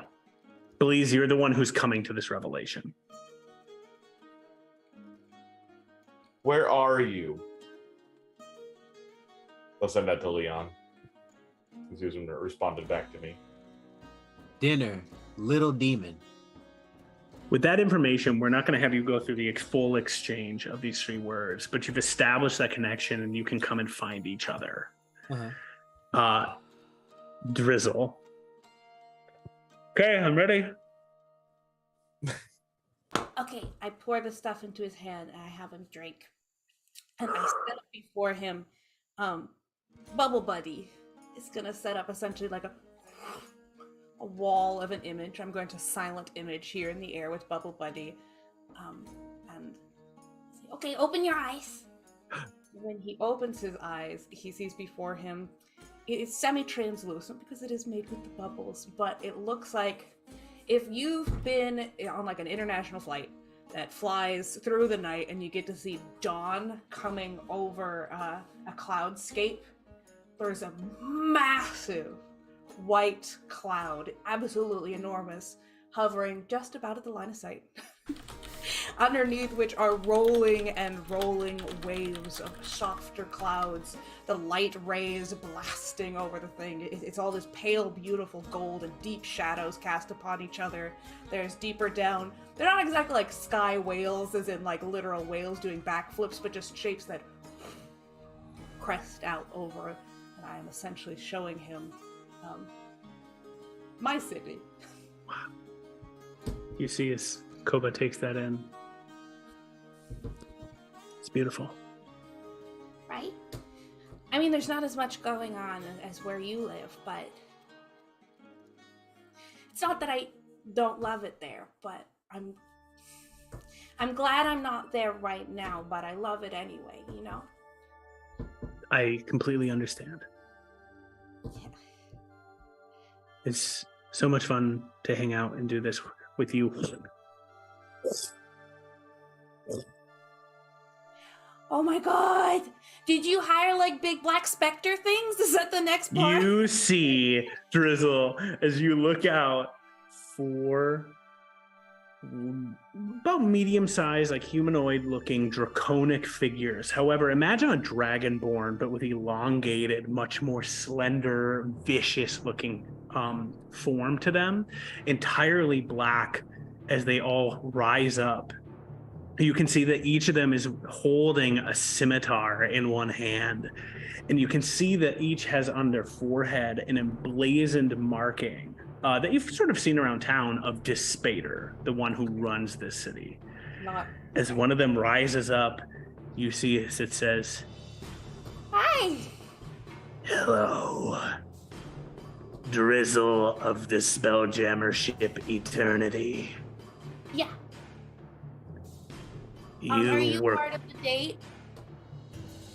Koba's like, "They're not part of the date." They're not part of the date. But are they part of the date, though, Koba? Are they? Yo, I'm not trying to be a villain right now. This is seriously Drizzle, Yes. you are charged with stealing on multiple accounts from various merchant shops Oh. throughout the city of Dis. Okay. And Surrender, or you will be taken by force to the Where? Minari for reconstruction. oh, well, I don't want to do that. Koba leans over and goes, yeah, if you don't want to do it, I'm here to help you. You want to roll these bones? I really like you very much. Hey, you watch as Koba takes up one die and hands it, like, sleight of hands it to you, and takes another and goes, on your signal. Roll the bones and we'll go for it. Alright. You know how I'm gonna roll them bones? Hmm. Boarding wind, baby. All right. You throw the die down as you throw your dice forward. Koba throws his as you both roll them bones. Jasmine, Leon, Belize, as you three have united. Citizens of the Spelljammer ship Eternity, as a black Abishai is now near you. And Lore, as you are running through the city, one has landed next to you. Resident of the Spelljammer ship Eternity. Everybody roll initiative, and we come to a close this evening. Holy crap. I didn't steal anything. Well, but Oh my god. I didn't We're all tell you guys affiliated. there Guilt was by no association. reason there would be any consequence. You stole from hell. Yeah, but nobody saw me Start do it. thinking about your Actually, consequences. Deanna, for your first sleight of hand, they beat you on the perception check. On your second sleight of hand, they nat 20 the perception check to notice you doing it. I took a picture of the nat 20. I got a 26. Okay. This whole this whole session is just actions have consequences. Anything. You almost Look, made Leon miss his date because he was chasing a child around. I leave y'all alone for one session. See, this is why I'm the captain, right? Because I leave you off to your own devices. You punched somebody in the face, Leon. True. Can we use our lucks Whose on fault was that initiative though? That rolls? was Drizzle's. 100% you can use the lux. I'm However, not we'll roll our initiatives for It's the next. worse. So we'll roll initiative for the next session. So no worries, even if you rolled really badly right here, Drizzle. Everybody, thank you so much for coming and hanging out for us I'm at keeping mine. Spelljammer this evening. It's so much fun to have you all here. Again, your participation here helps our players succeed and survive, especially in moments where they're rolling sleight of hand, stealing from demons and devils of hell, and they are maybe getting caught in the process. Or Maybe. they're little baby imps who are also smugglers. So it's a blast to have you all here, and I cannot begin to say how much it's a blast to have you as a cast here running around causing all hell and chaos across the multiverse with me. Hell yeah. Hell yeah. I want to quick pass it over to Max, if you would, to run any of the rankings for this evening. But Drizzle, you had something to say. I'm gonna do some quick advertisements for the other shows on our channel. Monday nights, you can come back and join us for our homebrew Dungeons & Dragons 5e campaign fates, and everything is going wrong in a very fun way. Join us. We are wrapping up. We are moving through our final arc just now, and Urmir is dead. But No. Brandon, Whoa, spoilers. Spoiler alert. What the we fuck? talked about that Dead. I don't know if we talked about it in the episode, but over the break, because James. I think it was over the break. It was over the break. James said that we will know when Bleeze Noik has passed on because that necklace will stop working, and I called back to that's how we learned Urmir was dead as well. Anyway, sad artificer facts Hell aside. yeah. Join us Monday nights for that. It's a little bit more of a dramatic campaign. And then this Friday, we are going to be doing a short rest of some Fun Times board games. I believe we're trying to put together code names. Yes, we're going to be having We a good time. are. Max is organizing that. I am going to be there. Max is going to be there. I believe Siege, are you going to I be there? will. Yes. Siege and Tess, I think, are going to be joining us. It's going to be a good, fun time. Oh, let's go. Yeah, it should be around, I believe, 6 PST, 8 CST, 9 EST, 2 a.m. BST. Yep. Got it. Oh, and that's all. I have CJ to cannot advertise. wait for that evening. All right. Woo! Dope. So yeah, I just have a couple things to go over. We only have 2 actually for tonight. JP Lucidius resubscribed for 1 month. Thank you so much, whoever the fuck that guy is. Yeah. And then we had from Lotsky a hydrate. So cheers. Thank you, Lotsky. Thanks, Lotsky. Everybody, thank you again for coming and hanging out. We'll see you next Monday, potentially for Fate's End. Otherwise, we will have our show again next week at 6 We will p.m. see you Friday. Of course, I know. Well, you just announced it. So we'll see you next week again on Wednesday for Spelljammer to see how does our party make their way through whatever consequences this has wrought. Maybe mostly from one individual, but how do the rest resolve it too? It's so good to see you all. And again, let's shoot for the stars as we go into Spelljammer. Full transparency, Jasmine is now drunk, so we're gonna love this. Let's go. This is mechanically everything- poisoned. This is everything Franklin has ever wanted. Drizzle's actions everywhere. Yeah. Franklin wanted so badly to have a good hearty adventure, and it's fully come for Franklin. I wanted to play Franklin is beer here. pong. Franklin's with me. Please, Noy. Franklin needs to please. get back on the fucking boat. That is a child. We did not expect combat, but somebody decided they were gonna casually steal from I didn't know there hell. would be consequences for my actions. There's always consequences for your actions, Drizzle. I feel like Drizzle reads enough books to know that there's gonna be consequences. It wasn't a plot choice. It was We're a joke. in hell.